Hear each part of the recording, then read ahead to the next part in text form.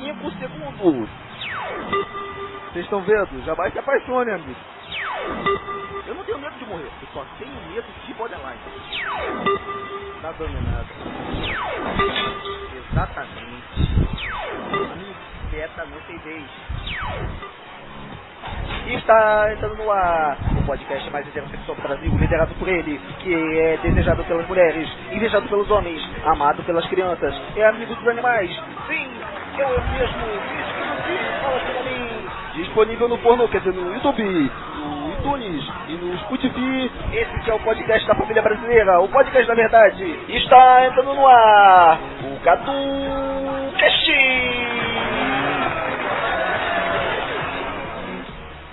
Olá, amigos, nobres companheiros, prezados patriotas.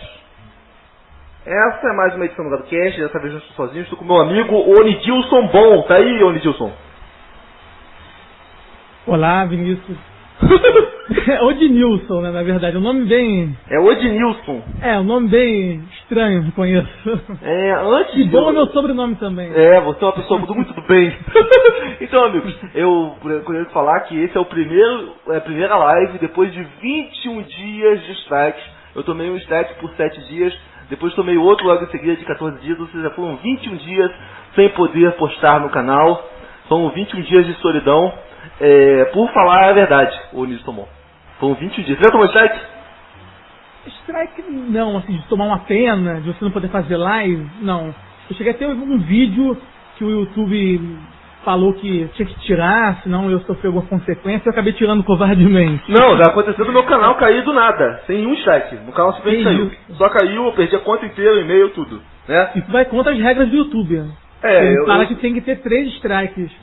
Ou seja, com o GaduCast é diferente. Inclusive, amigos, tem que falar, hoje nós vamos falar sobre um tema polêmico, nós vamos falar de religião aqui com o nosso amigo, que é o Odinilson Bom. Já deu avisando pra vocês, amigos, hoje essa semana vai sair um dossiê contra a minha pessoa, o Odinilson Bom, na internet. Vão sair um dossiê me acusando de espancar mendigo, dando nome falso, endereço falso meu. Amigos, não acreditem no dossiê falso, né? Tá fazendo um fake dossiê contra mim, sabia, Odinilson Bom? Vão vazar um dossiê fake contra o Knut. Vão falar, não duvidem, amigo, podem aparecer pessoas falando que mulheres, falando que já tiveram relacionamento comigo, pode aparecer crianças falando que são meus filhos, né? Não dei ouvido ao dossiê fake que vem essa semana aí, em outros canais aí, mas parece que é real. Pode até ser acusação de crime contra mim, mas eu nunca cometi nenhum crime, por enquanto. Então, Odilson, já fizeram um dossiê contra você? Um dossiê, já tive difamações, né, na internet, pessoas mentindo assim sobre mim, falando coisas que podem ser até vistas como crime, né, será? Mas dossiê mesmo, que forjar um documento, acho que não. Teve já fake já me acusando, já falando coisas absurdas, como se tivesse abusado de alguém. Não, vão me acusar disso aí, vão me acusar disso, vão me acusar de disseminar o ódio, de falar que eu apoio o crime. Amigo, já vou avisando. Não apoio o crime, nunca espanquei mendigo, nunca apanhei de mendigo, nunca... não tenho filho, o pequeno pônei não é meu filho, né? Se ele fosse meu filho, ele seria adotado, porque eu não comi ninguém, né? Então,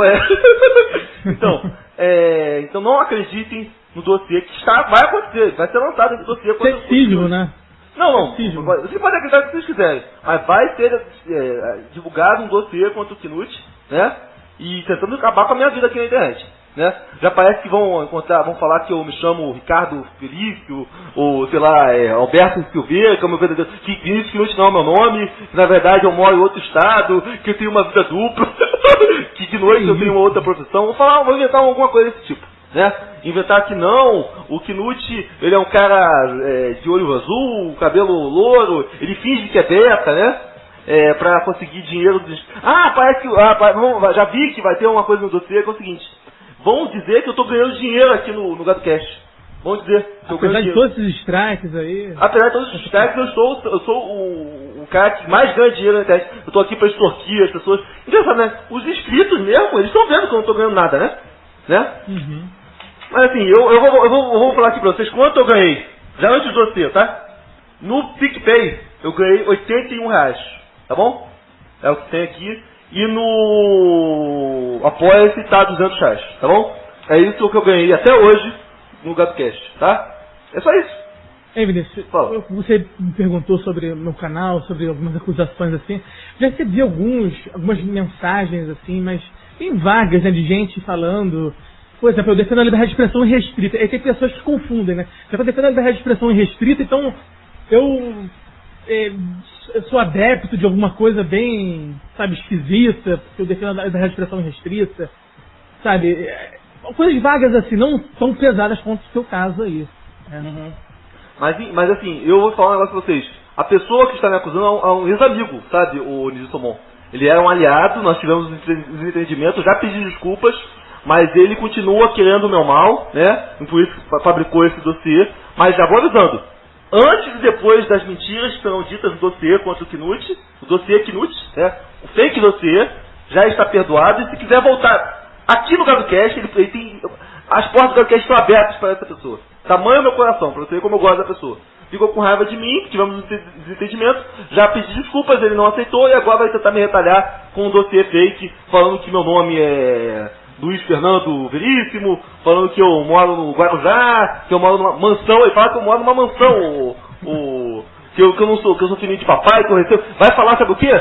Vai falar que eu recebo uma mesada de 5 mil reais do meu pai. Como é que ele vai falar? O que é que ele fala isso? Sabe por quê? Porque meu pai já é morto há mais de 10 anos, amigo. Vai à custa dele, vai falar que eu nunca trabalhei, vou pegar minha cadeira de trabalho, vou mostrar pra vocês aqui minha cadeira de trabalho, toda carimbada, desde os meus 14 anos, entendeu? Entendeu? É isso aí, amigos. Mas assim, fala aí, o Nidilson Somon, você teve algum problema? Seu canal é de quê, o Nidilson? É de ateísmo? É de quê? Então, eu nem sabia que você acompanhava tanto tempo assim, você falou de 2014. 2014, né? Eu comecei a acompanhar seu canal, e praticamente muitos vídeos. Em 2014 eu fiz um vídeo, porque eu ainda usava o Orkut em 2014, eu morri com o Orkut mesmo. E aí eu decidi fazer um vídeo no YouTube, eu tinha conta já desde 2009, eu tinha conta desde 2009, mas eu não tinha vídeos assim, eu mesmo, né, aparecendo nos vídeos. Eu decidi fazer um vídeo com o fim do Orkut lá, eu falei que tinha que boicotar a Google, que a Google estava acabando com o Orkut para empurrar o Google Plus pra gente, algo assim do tipo. E aí com o tempo eu vi meu vídeo sendo compartilhado no Facebook, no YouTube, no Orkut mesmo, né, antes de o Orkut morrer. Eu achei interessante, o pessoal gostando do vídeo e tal, e aquilo me incentivou mais ou menos assim a fazer vídeos pro YouTube. Naquela época eu estava numa vibe mais de religião, participava mais de debates de religião e tal. Então eu posso falar que a primeira fase do meu canal é uma fase mais de teor religioso. Sim, hoje, você é ateu, no caso. Sim, eu me vejo como um ateu fraco, mas como a gente estava falando aqui em off, né? Na época do Orkut já havia algumas tretas. Havia agnósticos que gostavam de ser apenas agnósticos, que tinham raiva de pessoas que diziam ateias agnósticas. Então existe uma treta entre os ateus e os agnósticos, é isso? Sim, existe uma parte, né? Uma parte dos agnósticos tem uma treta com ateus, que se dizem ateus e agnósticos ao mesmo tempo. Né? O ateu agnóstico é aquela pessoa que fala, eu não creio em Deus, mas eu não descarto totalmente, sabe? Eu acho que algum percentual ainda pode haver, mais remoto que seja, que é o ateu fraco, né? Sim. Mas tem agnóstico que não gosta, e fala que não pode se chamar agnóstico não, porque o agnóstico de verdade é o sujeito lá que é só agnóstico, entendeu? Que não fala que é ateu também, é só agnóstico. Sim. Tem aqui um comentário do Everton Almeida, que no Tio Botafogo. Nosso amigo o Nidilson Somon também é torcedor do Fogão, do maior clube da história do Brasil, né? Assim, mas está ao vivo? Eu não sabia. Estamos ao vivo. Eu estraguei aqui. Estamos ao vivo. Não sabia. Eu pensei que ia passar ainda gravado, então não sabia que tinha um chat aí. Mas esse Botafogo tem uma grande história mesmo. Muito maior que o Flamengo. Muito maior do que Corinthians, Flamengo, São Paulo, Palmeiras, Vasco. Muito maior que esses timecos aí. Muito maior. Você pegar, por exemplo, o Garrincha, por exemplo. O Botafogo, o Nidilson Somon, ele é tricampeão mundial, você sabe, né? E aqui Sim, em torneio não tô falando de seleção não, que o Botafogo praticamente vestia a camisa amarela, a camisa do Botafogo listada preto e branco. Aquele título de 68, 58 e 72 são títulos que é Botafogo ali, a seleção é o Botafogo, né? Sim. Mas tô falando que teve torneios intermundiais de verão, que o Botafogo ganhou entre 68 e 72, que valiam como um mundial. Então, respeitem o gigante, Botafogo tricampeão mundial, e o seu time de vocês? Perdeu a Libertadores, perdeu o Mundial, né? Então, amigos, estamos aqui, mas nós não vamos falar hoje de futebol. Talvez a gente um dia fale aqui só sobre as glórias do Botafogo, o único tricampeão mundial do Brasil. Então, hoje nós vamos falar sobre ateísmo, o Lidilson. Antigamente, lá para 2013, 2014, estava muito na vibe de política. O pessoal não estava muito na vibe de ateísmo. Então, um monte de canal de ateu, né? E depois os canais de ateísmo foram migrando para a política. Você sentiu isso também? Sim, só que eu naquela época, eu já estava num momento que já não estava tão forte o ateísmo no YouTube. Porque teve a primeira levada, digamos assim, de canais ateus já lá em 2011. Quem eram esses canais? Era o Salatiel, o 2011. Tinha também o Ateu Informa, que até hoje tem canal, só que tá numa vibe mais de política. Eu acompanhava todos os canais, eu acompanhava todos eles. Tinha o Cagão de Lafalote, tinha mais quem? Sim, Aqui, pra mim, assim, a minha porta de entrada para esses canais foi o Pirula. Acabei caindo num vídeo do Pirula, na época do Orkut ainda, acho que em 2011 a 2012, assim. E aí, através do canal dele, teve uma corrente, não sei se você se lembra, tinha uma corrente muito doida, assim, um canal, ele falava mal do outro e mandava você seguir o canal que estava falando mal, sabe? E aí você ia seguindo, era uma corrente. Aí você sempre chegava a outro canal e tinha um link na descrição desse canal falando mal de outro canal. A corrente do mal, então. É uma corrente infinita, digamos assim. Você não saía, assim, não tinha fim. Você sempre ia clicando. É óbvio, tem uma limitação de canais, mas eles estavam interconectados. Se você ficasse clicando na descrição sempre, você não ia ter fim nunca. Você não ia chegar ao fim nunca. Porque era um acusando o outro. Uma corrente bem bolada, né? E eu acabei conhecendo muitos canais ali, essa corrente. Conheci o Salatiel Júnior. É verdade que o Salatiel virou católico? É verdade? O Nando Moura, ele fez um vídeo recentemente. Não, ele fez um vídeo com o Izzy Nobre. Ele citou o Salatiel Júnior. Não sei, cara. Não sei se realmente isso é verdade. Se o canal do Salatiel caiu, né? Mas pela boca do Salatiel, não sei. Porque o Salatiel também tem um canal de games, né? Mas eu não acompanho muito, eu não sei também. Uhum. Mas o Nando falou que ele se tornou cristão, né? Interage do Nando, que você ouviu isso? Provavelmente sim. Ele disse naquele vídeo com o Izzy Nobre, o Nando falou isso.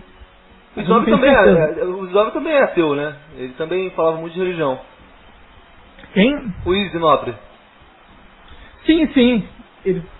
Só que ele teve um vídeo, assim, ele falou que não queria mais se chamar ateu, né? Se dizer ateu. Foi na época do Felipe Neto. O Felipe Neto falou assim, não quer mais nenhum envolvimento com o rótulo ateu, né?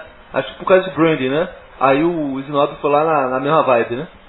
O Izzy Nobre, isso, exatamente. E até o Clarion fez um vídeo de resposta ao Izzy. Mas o Izzy Nobre, eu acho que ele está no mesmo posicionamento que o meu. É aquele ateu fraco, né? Que, se perguntar pra mim, se você acredita em Deus? Eu acho que não, não creio não. Mas assim, algum percentual pode haver, né? A gente não pode descartar. Sim. Qual é a diferença entre o ateu fraco e o ateu forte, amigo? O ateu forte é aquele ateu, e realmente há, tá? Eu até mesmo já tive algumas experiências com esse tipo de ateu. O ateu forte, ele fala que Deus não existe e ponto final. E se você fala que existe uma chance remota, você é um idiota, porque você não fala isso pro Saci, você não fala isso pro um pônei, você não fala isso pro... Mas assim, Noel. A definição de Saci é diferente da definição de Deus. Existe uma diferença entre a concepção, a própria etimologia, o significado de Deus não significa a mesma coisa do unicórnio, do pônei, entende? Uma coisa, o Deus, ele é um ser imanente, fora do infinito, fora do espaço-tempo. Um pônei seria um animal material. É diferente comparar as duas coisas, entende? Sim. Fazem parte de uma classe ontológica distinta, mas esses ateus radicais, fortes, né, digamos assim, eles se valem assim, da seguinte premissa. Olha só, você põe em dúvida aqueles que são invisíveis. Você põe essa dúvida, essa ênfase na micróbios, por exemplo, vírus, são invisíveis, né? A olho nu. Só que aí, com o microscópio, tem como ver, né? Mas tem gente que fica realmente ofendida com isso, sabe? Se você fala que eu acho que não existe Deus, mas a gente não pode descartar, né, algo assim, ainda que seja uma probabilidade remota, ainda a gente não pode descartar essa probabilidade. A pessoa fica, sabe, puta mesmo, e fala, aí, e Papai Noel, e aí, Papai Noel? Você também tem essa probabilidade aí, sabe? Tem gente irritada. Mas o Papai Noel é diferente. O Papai Noel, ele existe. Ele tá lá no shopping, tudo no final do ano. Mas ele não é o cara das renas, né? Acho que é uma questão de definição. É questão de definição, amigo. Se você acredita que Deus é aquele cara em cima da nuvem, né? É um cara que tá em cima da nuvem governando o universo.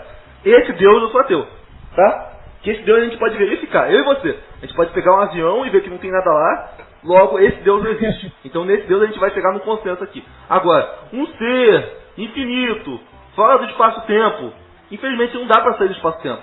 É por isso que, por exemplo, eu acredito em Deus, eu sou cristão, né? Mas assim, se a gente for colocar, tipo assim, dinheiro no chão, casar dinheiro no chão, sabe, dinheiro casado, R$50 de cada lado, né?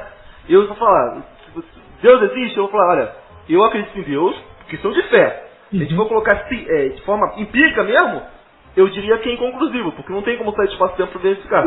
Entende? Você entrou num ponto interessante que aí você seria, no caso, um teísta agnóstico. Você acha que Deus existe? Eu creio que Deus existe, né? Eu acho que Deus existe. Eu tenho fé. Mas saber mesmo, e aí, essa pergunta tá mais concernente ao gnosticismo, você pode ser um agnóstico. Você fala, saber mesmo.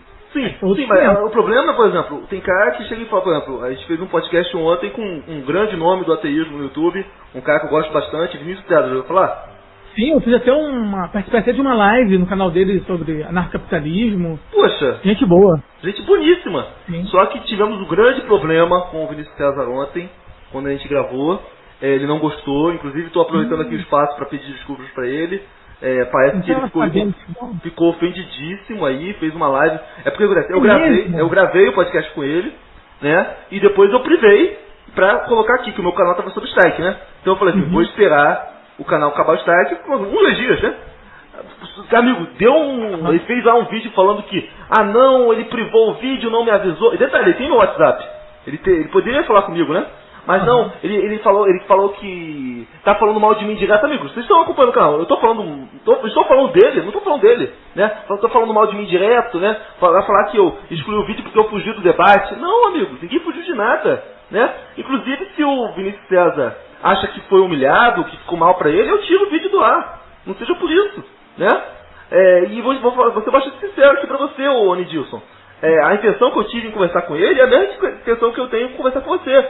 De impor a minha ideia sobre você, porque eu sou um lixo, eu sou um beta, né? Você também é, né? Então aqui a gente vai trocar de figurinhas e vamos tentar descobrir um middle ground, né? Um denominador comum pra gente, né? Porque se for, não, vou me impor aqui contra o ateu, o filho da mãe que vai ficar dentro do inferno. Amigo, isso não é coisa de cristão, tá? Isso não é coisa de uma pessoa adulta, sabe? Aí, às vezes a pessoa fala, não, eu venci o debate, é guerra de ego, né? Eu já tenho mais do que 20 anos, amigo, eu já passei essa idade, eu sou um pouquinho maturo, né? Aí, infelizmente, agora, ele falou umas coisas assim complicadas a meu respeito, falou que eu devo ter algum tipo de doença mental, não é o caso, amigo. Ele falou isso em live, né? Falou isso em live, mas tá perdoado, tá? Tá perdoado, tá? Falou que eu ri quando ele falou que ele se considera alfa, eu ri mesmo, amigo. Eu acho engraçado alguém se autodenominar de alfa, né? Ele falou que era alfa. Ele falou que era alfa, eu ri. Desculpa, eu ri mesmo. Se você chegar e falar que é alfa, eu vou dar risada, né? Mas assim, porque, poxa, é meio estranho, né? Alguém chegar e falar assim, não, sou alfa, entendeu? E outra coisa, ele colocou palavras na minha boca, falando que a gente odeia a mulher. Não, a gente amamos as mulheres, elas que não amam a gente, entendeu? Eu sou beta, amigo. Outra coisa, tentou falar que o cara litigou porque é feio, porque fede, porque tem pau pequeno. Amigos, eu respeitei o Vinícius César, não perguntei o tamanho do pau dele, né? Mas assim, tamanho de pau não tem nada a ver com ser mitigou. Aí tem o exemplo do Silas, que tem 24 centímetros de pau. Será que o Vinícius César tem mais de 24 centímetros de pau? O Silas é beta. E com 24 centímetros. Ou seja, o tamanho do pau não significa que a pessoa é alfa ou beta, entende? Concorda comigo? Esse podcast eu vi, eu até fiquei surpreso de ter sido derrubado. Não entendi mesmo porque foi derrubado. O que o YouTube alegou. Não, eu privei, depois eu postei de novo, está postado aqui. Tá. É porque foi sinalizado? Não, esse não foi sinalizado nada. Eu só privei e depois eu postei aqui, porque o Instagram tinha acabado. Eu tava privando por quê? Porque tinha o risco de... Eu tava privando por quê? Existe o risco do vídeo ser denunciado e o canal cair. Como tá com 2 strikes, né? Então, quando eu faço, eu privo e esperei cair o canal pra poder privar. Quer dizer, esperei sair o strike pra poder postar de novo. Foi isso, mas demorou só 2 dias. Aí parece que alguém fez a cabeça dele contra mim, falar, por exemplo... Aí, poxa, cara, mas assim, peço desculpas ao Vinícius César. Se alguém aqui conhece o Vinícius César, peça desculpas do Knut. Amigos, eu não tenho nenhum tipo de orgulho, de ego, entendeu? Se ele acha que venceu o debate, amigo, o debate não tem vencedor, entendeu? Pra mim, o vencedor é o público, entendeu? Que assiste. Só que às vezes tem um viés de confirmação. O cara que é ateu fala, o Knut foi humilhado, né?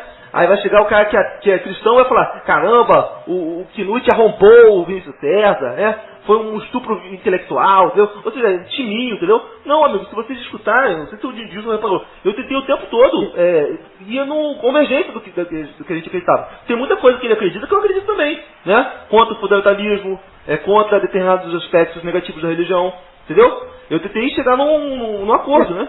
Até mesmo entre cristãos há muitas discordâncias. Você pode ser católico e ter ferrenhas críticas ao movimento neopentecostal.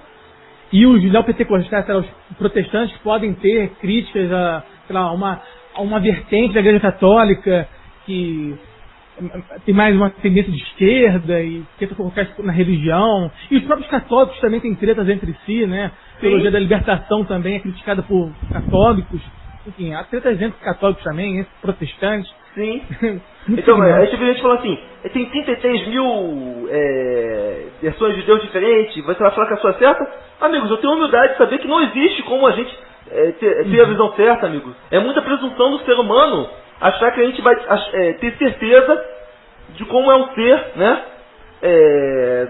Infinito, fora do espaço-tempo, domina tudo, entendeu? É muita presunção do ser humano achar que vai conhecer esse ser.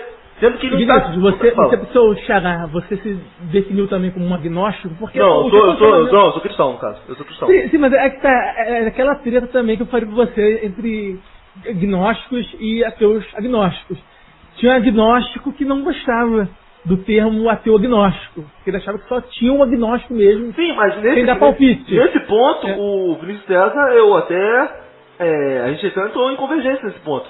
Porque quando eu perguntei pra ele, você consegue contestar que você consegue provar que Deus não existe?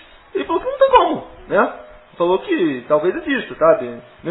Então ele é um ateu fraco também, aquele ateu agnóstico. Mas assim, quando eu falei assim, tem lá o argumento de contingência de Leibniz, um argumento ontológico, São Anselmo, tem o argumento cosmológico Calan. Ele falou, não, isso aí é argumento, ele não desmereceu esses argumentos, né? Podem ser refutados esses argumentos, mas são argumentos, entendeu? O que a gente concordou é o seguinte, chegar e falar assim, está escrito na Bíblia que Deus existe, logo Deus existe. Isso aí a gente concordou que não é argumento para um debate entre um ateu e um cristão como eu. A gente chegou numa série de concordâncias, cara. Inclusive, ele, por exemplo, o problema é que ele é casado, né? Deus abençoe o casamento dele. Então eu acho que ele ficou achando que eu seria contra o relacionamento dele, né? E eu achei que ele entendeu alguma coisa errada, sabe? Por exemplo, porque eu perguntei pra ele, você é a favor do casamento desse homem ou um outro homem? Aí ele, sou. Aí perguntei, você é a favor do casamento de 2 mulheres? Sou. Você é a favor do casamento de 5 homens? Ele falou assim, sim. Então por que você é contra o casamento, um homem como eu, ficar sozinho, não querer se casar? Aí ele, não, que não sei o que, não sei o que, entende? Aí então, Vinícius, aí é uma... Porque quando você fala contra ou a favor, eu já sofri com isso. É uma coisa meio vaga, porque tem o contra, que você acha assim, você é contra no sentido de proibir, de defender que seja criminalizado, e tem o contra que você acha assim, de recomendação, sabe? Tem uma confusão entre o legal, que eu acho que é bom, né, o legal de bacana, e tem o legal que é legal de relativo à lei, né? Como a lei deveria ser. Então há algumas discordâncias aí, assim, às vezes há algumas confusões, alguns desentendimentos assim. Se você é a favor, contra. Por exemplo, se alguém me perguntar se eu sou a favor, né, legalmente, desses tipos assim, de uniões, legalmente falando que não sejam criminadas, eu vou falar que sim. Sim, eu sou a favor também. Todo mundo é a favor, né? Assim, é liberdade, amigos. Aqui o GadoCast é um podcast da liberdade. Você tem direito de ser ateu. A maioria das pessoas aqui são ateias, né? Tem direito de ser cristão, tem direito de ser de esquerda. Eu sou de direita, mas tem um monte de gente aqui de esquerda, entendeu? tem direito de ser, sei lá, de ser casado, solteiro, namorado, namorando, sei lá o que for. Tem um monte de gente aqui, e eu abraço todo mundo. O Gabcast é um grande arco-íris, sabe? Mas a Cláudia está falando aqui, que Knut está distorcendo tudo. Explica pra mim como é que eu estou distorcendo, que eu posso pedir desculpas, né? Eu não sou o dono da verdade, né? Então, amigos, inclusive teve uma hora que ele falou assim, não, a mentira pode ser boa? Eu falei, sim, a mentira pode ser boa. Mas em nenhum momento eu falei que Deus é mentira, né? Eu falei que uma mentira pode ser boa, pode ser confortante, né? Porque às vezes as pessoas estão querendo, não, Deus é mentira, gente. É porque aquele negócio, né? Eu reparo o seguinte, né? Quando a gente vai entrar num debate, a gente tem que partir de pressupostos compartilhados, né? Senão, o próprio significado de Deus pra mim e pra você é diferente, então a gente nunca vai entrar no denominador comum, né, o Lidilson? Sim. Muitos debates, não só nesses debates assim, religiosos, em outros debates também há essas confusões. Às vezes a pessoa está usando uma palavra, uma determinada acepção, e o seu interlocutor pensa que é outra acepção. E aí há um desentendimento, sendo que às vezes a pessoa pode até chegar a um acordo. Só que, sabe, a pessoa ela só está com uma outra acepção. Sim, exato, sim, mas eu achei que quando eu fiz o podcast, eu falei assim, poxa, ficou bom, porque a gente chegou num acordo, né? Mas então assim, foi depois, foi no pós, né? Foi no pós, que aí eu fui escutar a live dele, e a live dele ele não postou a live no ar por causa de algum motivo, que não sei o quê. E detalhe, ele tem meu WhatsApp, ele poderia falar comigo. Se ele vier falar comigo, eu vou pedir desculpas pra ele, por qualquer coisa que tenham falado pra ele de mim, entendeu? Mas assim, só de falar que não tenho nada contra o nosso amigo Vinícius César, meu xará, né? E aquele negócio, amigo, eu acho que não teve pegadinha, não faltou respeito. Acho que tanto ele me respeitou quanto eu respeitei ele. Discordamos de forma bastante adulta, né?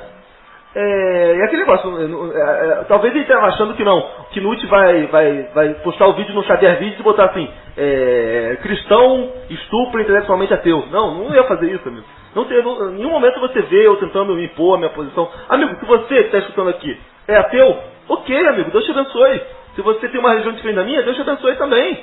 Entendeu? Eu acho que como cristão, verdadeiro cristão, que eu tento ser, né? O ideal é a gente disseminar esse amor, essa bondade para todo mundo, independente, porque todo mundo aqui é humano, todo mundo é falho, todo mundo é finito, todo mundo vai morrer, né? Entendeu? Outra coisa, o Vinícius ele falou, não, que o Brasil é um país cristão. Aí eu cheguei e falei assim, não, mas só pessoas, o Brasil é um país de cristãos nominais. Não, mas isso aí é falácia do falso holandês, do falso escocês, né? Aquele negócio. É católico não praticante. Cara, mas assim, se eu disser que eu sou alemão, é autodeclaração, então eu sou alemão? Então se eu disser que eu sou cristão, então pra isso conta, né? Amigo, isso não é um critério adulto, né? A autodeclaração não significa nada. Ser cristão significa o quê? Imitador de Cristo. A minoria da população brasileira é imitadora de Cristo. A maioria da população brasileira é cristã nominal, são filhos de Satanás, dando mau testemunho, né? Acho que isso aí é fácil de entender. Até mesmo Jesus falava dos hipócritas, né? Hipócritas, falsos, né? Falava lá no Evangelho, né? Sepulcros caiados, né? Raças de víbora, né? Dando aquela ideia da dissimulação, de não ser de fato aquilo que alega ser. Sim. Mas, cara, assim, eu até comecei a elogiar, porque, francamente, cara, assim, eu tô até inscrito no teu canal, mas eu nem cheguei a ver a notificação. Eu também tô inscrito no canal do Vinícius, mas eu nem cheguei a ver também essa, tá? Sim. Mas, assim, eu já comecei elogiando muito o Vinícius, assim, até porque... Não, mas pode elogiar, eu não sou inimigo dele, não. Eu só quero que acabe o mal entendido que foi feito em relação a mim e a ele. Fala que eu peço desculpas se aconteceu alguma coisa. Tá aqui o meu WhatsApp, se ele quiser falar alguma coisa, eu peço desculpa aqui online pra ele ao vivo. Não tem problema nenhum.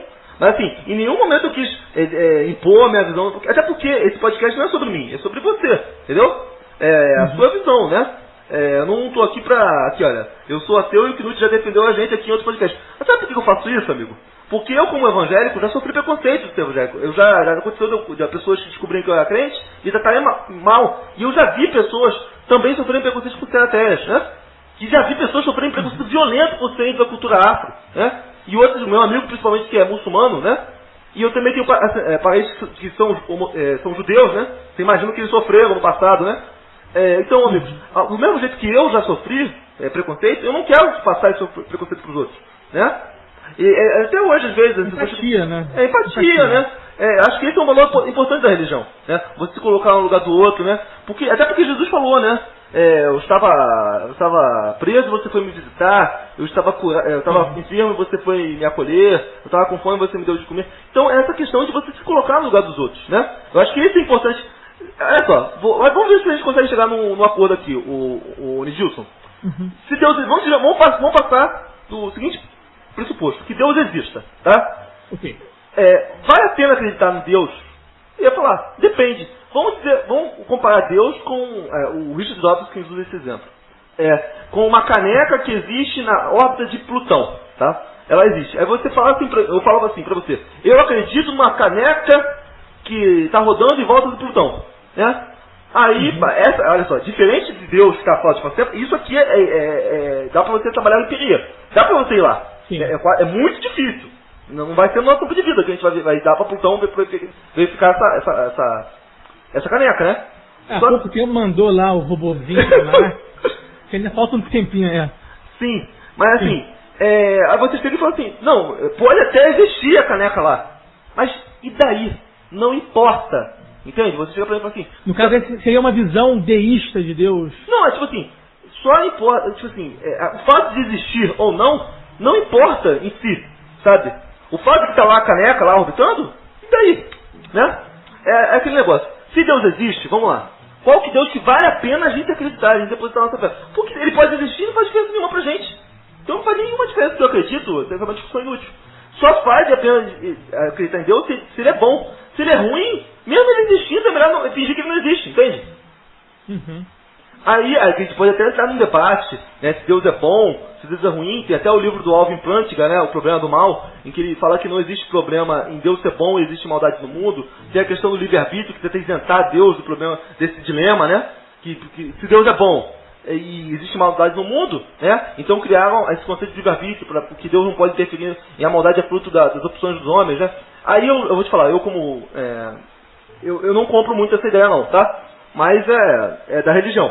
Mas assim, o que a gente tem que colocar em prática, e eu gostaria que você dissesse também se você concorda comigo, é o seguinte, só vale acreditar em Deus se ele é bom, né? E a forma de você acreditar em Deus, né, de você ser um cristão, né, é ser imitador de Cristo. Que é o quê? Se Deus é bom, a melhor forma de acreditar dele é sendo bom, né? Porque se Deus existir e você for bom por causa dele, então você fez a vontade dele. Mas se Deus não existir e você foi bom, pelo menos você foi uma pessoa melhor. Então tá ganhando, entende?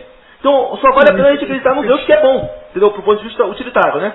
E outra coisa, quem que você acha que está acreditando em Deus de fato? Se é alguém que chega e fala, eu acredito em Deus, ou alguém que está praticando a bondade? Quem que você acha que está realmente acreditando no Deus bom? Quem que você acha que realmente está fazendo a vontade de Deus? Um ateu que pratica a bondade ou um cristão que pratica a maldade? Para mim, na minha visão, um ateu que pratica a bondade é mais cristão do que um cristão que pratica a maldade. Pois é, Vinícius, isso aí também entra naquilo que eu tinha falado sobre as divergências entre pessoas que se dizem cristãs. Porque muitos cristãos até dizem que não basta a pessoa ter essas obras, porque não é pela obra que a pessoa é salva, e sim pela fé. Tem muitas pessoas que falam isso. Mas a obra testifica a fé. A fé sem obras é morta. É muito fácil falar, eu sou cristão, aí fala assim, olha só, Vinícius César falou mal de mim, vou falar mal dele também. Não, mas como cristão, eu falo, olha, houve um mal entendido, vamos tentar consertar. Entendeu? Isso também dá outra face, né? Não, da outra face é outra história. Da outra face a gente não vai entrar nesse mérito não, mas é porque acontece. Da outra face acontece, na época do Velho Testamento, as pessoas não tinham papel higiênico, elas lavavam a mão, lavavam a bunda com uma mão. Quando você pedia a outra face, naquele contexto, naquele ambiente cultural, você vai pedir o lado limpo da mão da pessoa. Entende? Então era uma provocação, né? Mas no contexto lá que Jesus fala das leis do Antigo Testamento, ele falava do olho por olho e dente por dente. Isso é levítico. Então, o Jesus cita isso no Sermão da Montanha, lá em Mateus 5, e ele faz um contraponto a isso. Foi dito o seguinte, né? Ele cita o Antigo Testamento, lá, a lei mosaica. E ele vem com o da outra face, não. Ele não cita nesse contexto de olho por olho, dente por dente, falando que no passado havia esse tipo de concepção. E mais eu vos digo que de outra face, algo assim do tipo, não é nesse contexto, não? Não sei. Eu teria que fazer a hermenêutica e exegese, que a gente, no podcast lá, quando eu tentei explicar o que é hermenêutica e exegese, né? Porque é muito fácil você pegar o texto, né? que foi escrito, da Bíblia, né? Que foi escrito por mais de 40 pessoas, tem vários sentidos, né? E você pegar e interpretar da forma mais literal e burra possível, né? A pessoa... Você já conversou com o judeu? Você já conversou com o judeu? Eu nem cheguei nesse ponto. Você já conversou com o judeu? Você já conversou com o judeu? Eu já pergunto pro Já judeu. troquei uma ideia com alguns judeus ortodoxos. Você pergunta pra ele as coisas do Velho Testamento, ele fala, não, isso é sentido figurado, né? Ele tá nem aí se o mundo tem 6.000 anos, né? O judeu está preocupado com o sentido etimológico, teológico dos gêneros, entende? Aí acontece, às vezes eu vejo ateus falando assim, ah não, mas você não acredita que Adão e Eva foi feito do barro? Então você é um falso cristão, você é ateu também. Não, eu não sou imbecil, só isso. Entendeu? Agora, eu vejo ateus que interpretam a Bíblia da forma tão imbecil quanto os crentes fundamentalistas, né? E os dois falam mal de mim e falam que eu que sou errado. Isso é verdade mesmo. Chamado espantalho. Né? Não, mas acontece, o cara sai da igreja universal, mas a igreja universal não sai do cara. Você vê que a mesma concepção de ler a Bíblia é a mesma. Não, é verdade. Ele tem a mesma visão de Deus. Ele não conseguiu evoluir, né? Quando você vê lá a Bíblia, né? Você vê lá o Deus que abre o chão para matar um monte de gente. Aí você chega, isso é um Deus bom? Um Deus que manda o povo chegar lá e matar mulheres e crianças? Isso acontece lá na conquista do Canaã. Isso é um Deus bom? Eu falo, não é. Não é um Deus bom. Isso não é um caso de bondade. Né? Qualquer cara que é cristão e fala que um Deus que manda matar mulheres e crianças é um hipócrita. Né? Agora, o que você tem que ter a maturidade de falar assim? Isso é uma visão do homem sobre Deus. Porque naquela época, essa era a visão arcaica que os homens tinham. Tanto é que durante o andar da Bíblia você vê essa visão sobre Deus tomando forma. Né? Agora, se chegar e falar assim, não, tá vendo aquele Deus que manda matar mulheres e crianças? Esse é o Deus que você acredita. Óbvio que não, né, amigo? Seja um pouco generoso nos seus argumentos.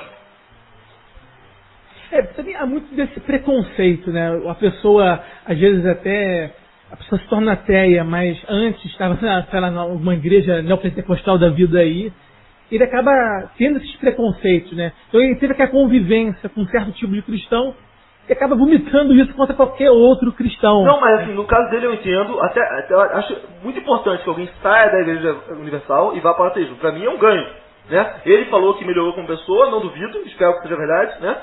Mas assim, o que importa pra mim é as obras, né? E outra coisa, o fato de ele ter sofrido muitas traumas ali dentro, falou da questão da mãe dele, eu empatizo com isso. Talvez se eu tivesse sofrido tanto quanto ele sofreu, ter uma mãe maluca que abandona os remédios por causa de pastor, talvez eu também tivesse virado ateu. Provavelmente ia virar também, né? Porque existe uma coisa no cérebro humano que chama-se viés de confirmação, né? A gente tende a, por exemplo, as pessoas que escutaram lá o podcast, que já eram ateus, falam assim, caramba, o Knut foi humilhado, só falou besteira, né? Já a pessoa que é cristã, chegou e falou assim, caramba, esse Knut foi bom, foi legal, entendeu? Ou, às vezes a pessoa nem é cristã ou ateia, né? Pessoas que têm contato com o Knut, que já tem uma amizade com o Knut há longo tempo. Vê o debate, pode ser até ateia, mas fala assim, não, o Knut não foi tão ruim. Às vezes a pessoa cristã acompanha o vídeo sucesso e fala assim, porque a gente cria laços com pessoas, sabe? A gente tende a defender as pessoas, entende?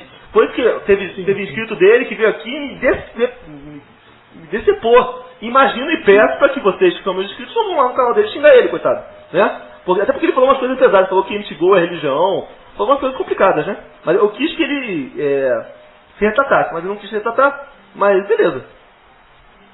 De fato, eu acho que a gente... É um esforço até meu, assim, eu não sou perfeito nisso, acho que ninguém é perfeito, mas eu acho que é bom idealizar isso, você colocar ideias acima de pessoas, mas ter um pessoal que é mais ligado a pessoas, assim, né, de forma mais ferrenha, tem uma espécie de fã-clube, algo assim do tipo.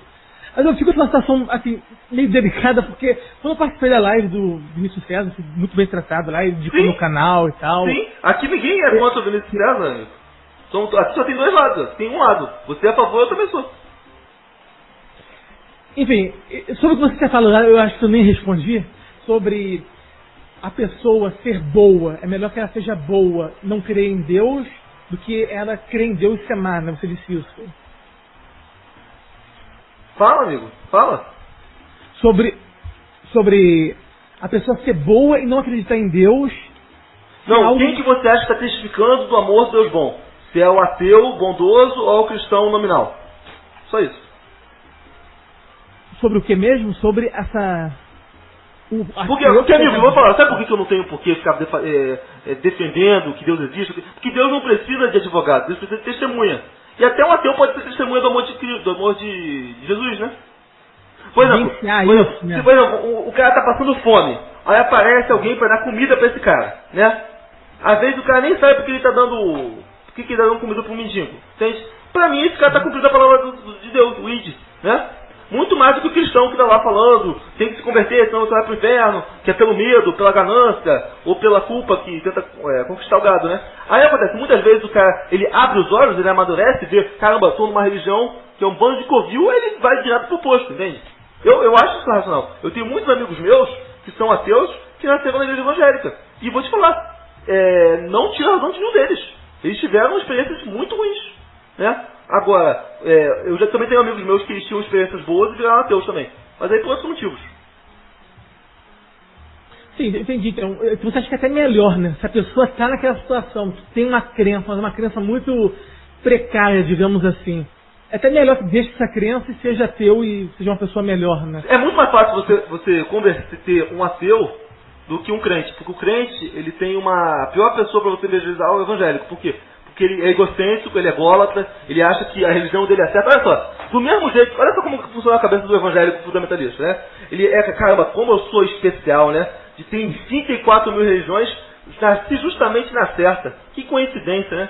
Todo mundo aqui vai pro inferno, todas essas igrejas são falsas, né? Mas eu tive a sorte, então, Vinícius, é muito conveniente, né? Então, Vinícius, aí tá, tem até que uma brincadeira que é meio famosa já, bem famosa, consideravelmente famosa, de você falar que a pessoa, ela é teísta, só que em relação a vários outros deuses de outras seitas, essa pessoa não é, assim, a pessoa é um ateísta, né, digamos assim, muito ferrenho, assim, bem ferrenho mesmo, ela tem uma descrença muito forte. Não é o teu caso, não estou falando que é o teu caso, mas principalmente com essas seitas protestantes, isso acontece. A pessoa é bem bitolada naquele tipo específico de Deus dela, e ela é muito, até uma ateia forte, né? Uma pessoa ateia forte em relação a outras possibilidades de crença. E aí cria-se dois conceitos que são muito ruins na religião, que é o exclusivismo e o tribalismo.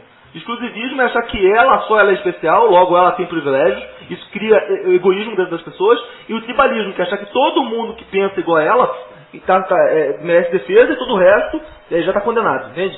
E também pode acontecer que o ateu, que acha que é superior ao evangélico, por exemplo, porque ele sabe a verdade, o crente é um ignorante. Pode acontecer isso também. Também existe. Mas no caso da religião é perigoso, quando ela é sequestrada pelo tribalismo. Porque aí cria-se o quê? Conflito religioso, cria-se a questão do preconceito, da intolerância, né? Agora, quais são os valores religiosos que eu acho que, independentemente de você ser ateu ou de ser evangélico, a gente pode trabalhar com valores como tolerância, empatia, generosidade, independente, vai falar assim, todas as religiões estão erradas. Todas as religiões estão erradas? Se o budismo defende a tolerância, o budismo está errado? Se o islamismo defende a empatia, o islamismo está errado? Se o catolicismo defende a generosidade, o catolicismo está errado? Então, ele pode estar errado em alguns outros pontos, mas ele tem que levar em consideração que em alguns pontos, todas as religiões devem ter um lado positivo. Né? Então, o que eu acho é o seguinte, você não é obrigado, eu não estou te falando que vocês têm que ir para a igreja, né? Muito pelo contrário, falar se vocês quiserem com a vida de vocês, se vocês quiserem ir para a igreja, está lá, né? Mas assim, graças a saber que tudo tem seu lado bom e seu lado ruim, não é para 880, né? E outra coisa, você fala assim, eu odeio, eu desacredito no Deus de todas as religiões, eu nem conheço Deus de todas as religiões, como é que eu vou falar, né? Por que eu vou generalizar, né? Vai ver que um tá... Você está deixando em aberto. Vai ver que um, por coincidência, ou tem uma visão mais correta que os outros. Né? Mas eu não acredito que Deus seja falseável, eu não acredito que Deus seja experimentado aqui nas limitações. Né? Isso aí é muita presunção da nossa parte. Eu acredito que existem conceitos, que Deus é bom, valores como empatia, generosidade, tolerância, independente de qual seja a religião, independente de se é com Thor, Odin, Quetzalcoatl, Shiva, já tá bom, tá valendo. Porque você acha que Deus vai olhar e falar assim, caramba, esse cara fez o bem, mas é em nome de Quetzalcoatl, então vai pro inferno.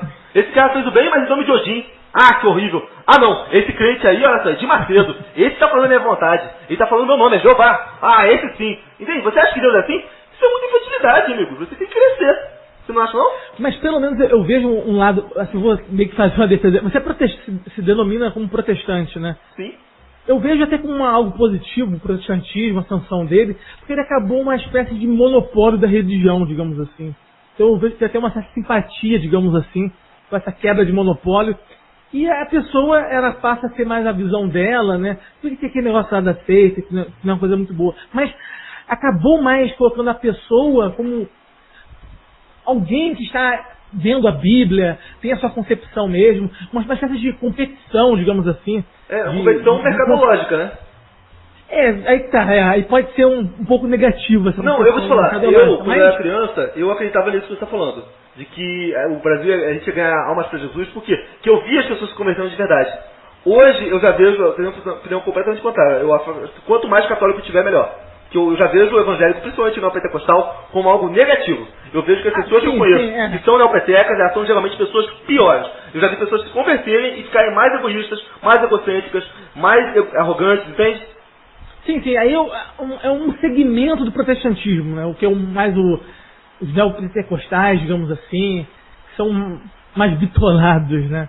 Mas no começo, assim, pelo menos você pensar assim, poxa, a gente vivia, até mesmo na Europa mesmo, né? Existia um monopólio da religião. Era a Igreja Católica abraçadinha ao Estado. Aquilo não é uma coisa bacana, sabe? Eu não acho bacana, mas eu entendo que quando todo mundo está sob um código moral igual, a sociedade ela é melhor para a sociedade do que ter uma sociedade que cada um tem o seu conceito de certo e errado. Hoje eu estava conversando com um cara que é ateu no Twitter, ele falou que não via problema em uma pessoa ter relações com outra de idade inferior, entende? Que para ele se tem consentimento tá ótimo, entende? Entende? Aí é complicado. Não estou falando que os ateus defendem isso. A maioria dos abusadores são cristãos, né? Inclusive tem muito mais abusador protestante do que padre católico. Então, estatisticamente que eu falo, né? Mas então, ou seja, eu vejo com uma forma muito complicada que hoje, na sociedade que a gente está vivendo, uma sociedade pós-moderna, é uma sociedade que cada um tem o seu próprio conceito de certo e errado. E o problema isso é perigoso. Isso é perigoso. O relativismo é perigoso, sem dúvida. Eu sou evangélico. Eu conheço pessoas que são evangélicas e acreditam que tem um discurso completamente diferente do meu.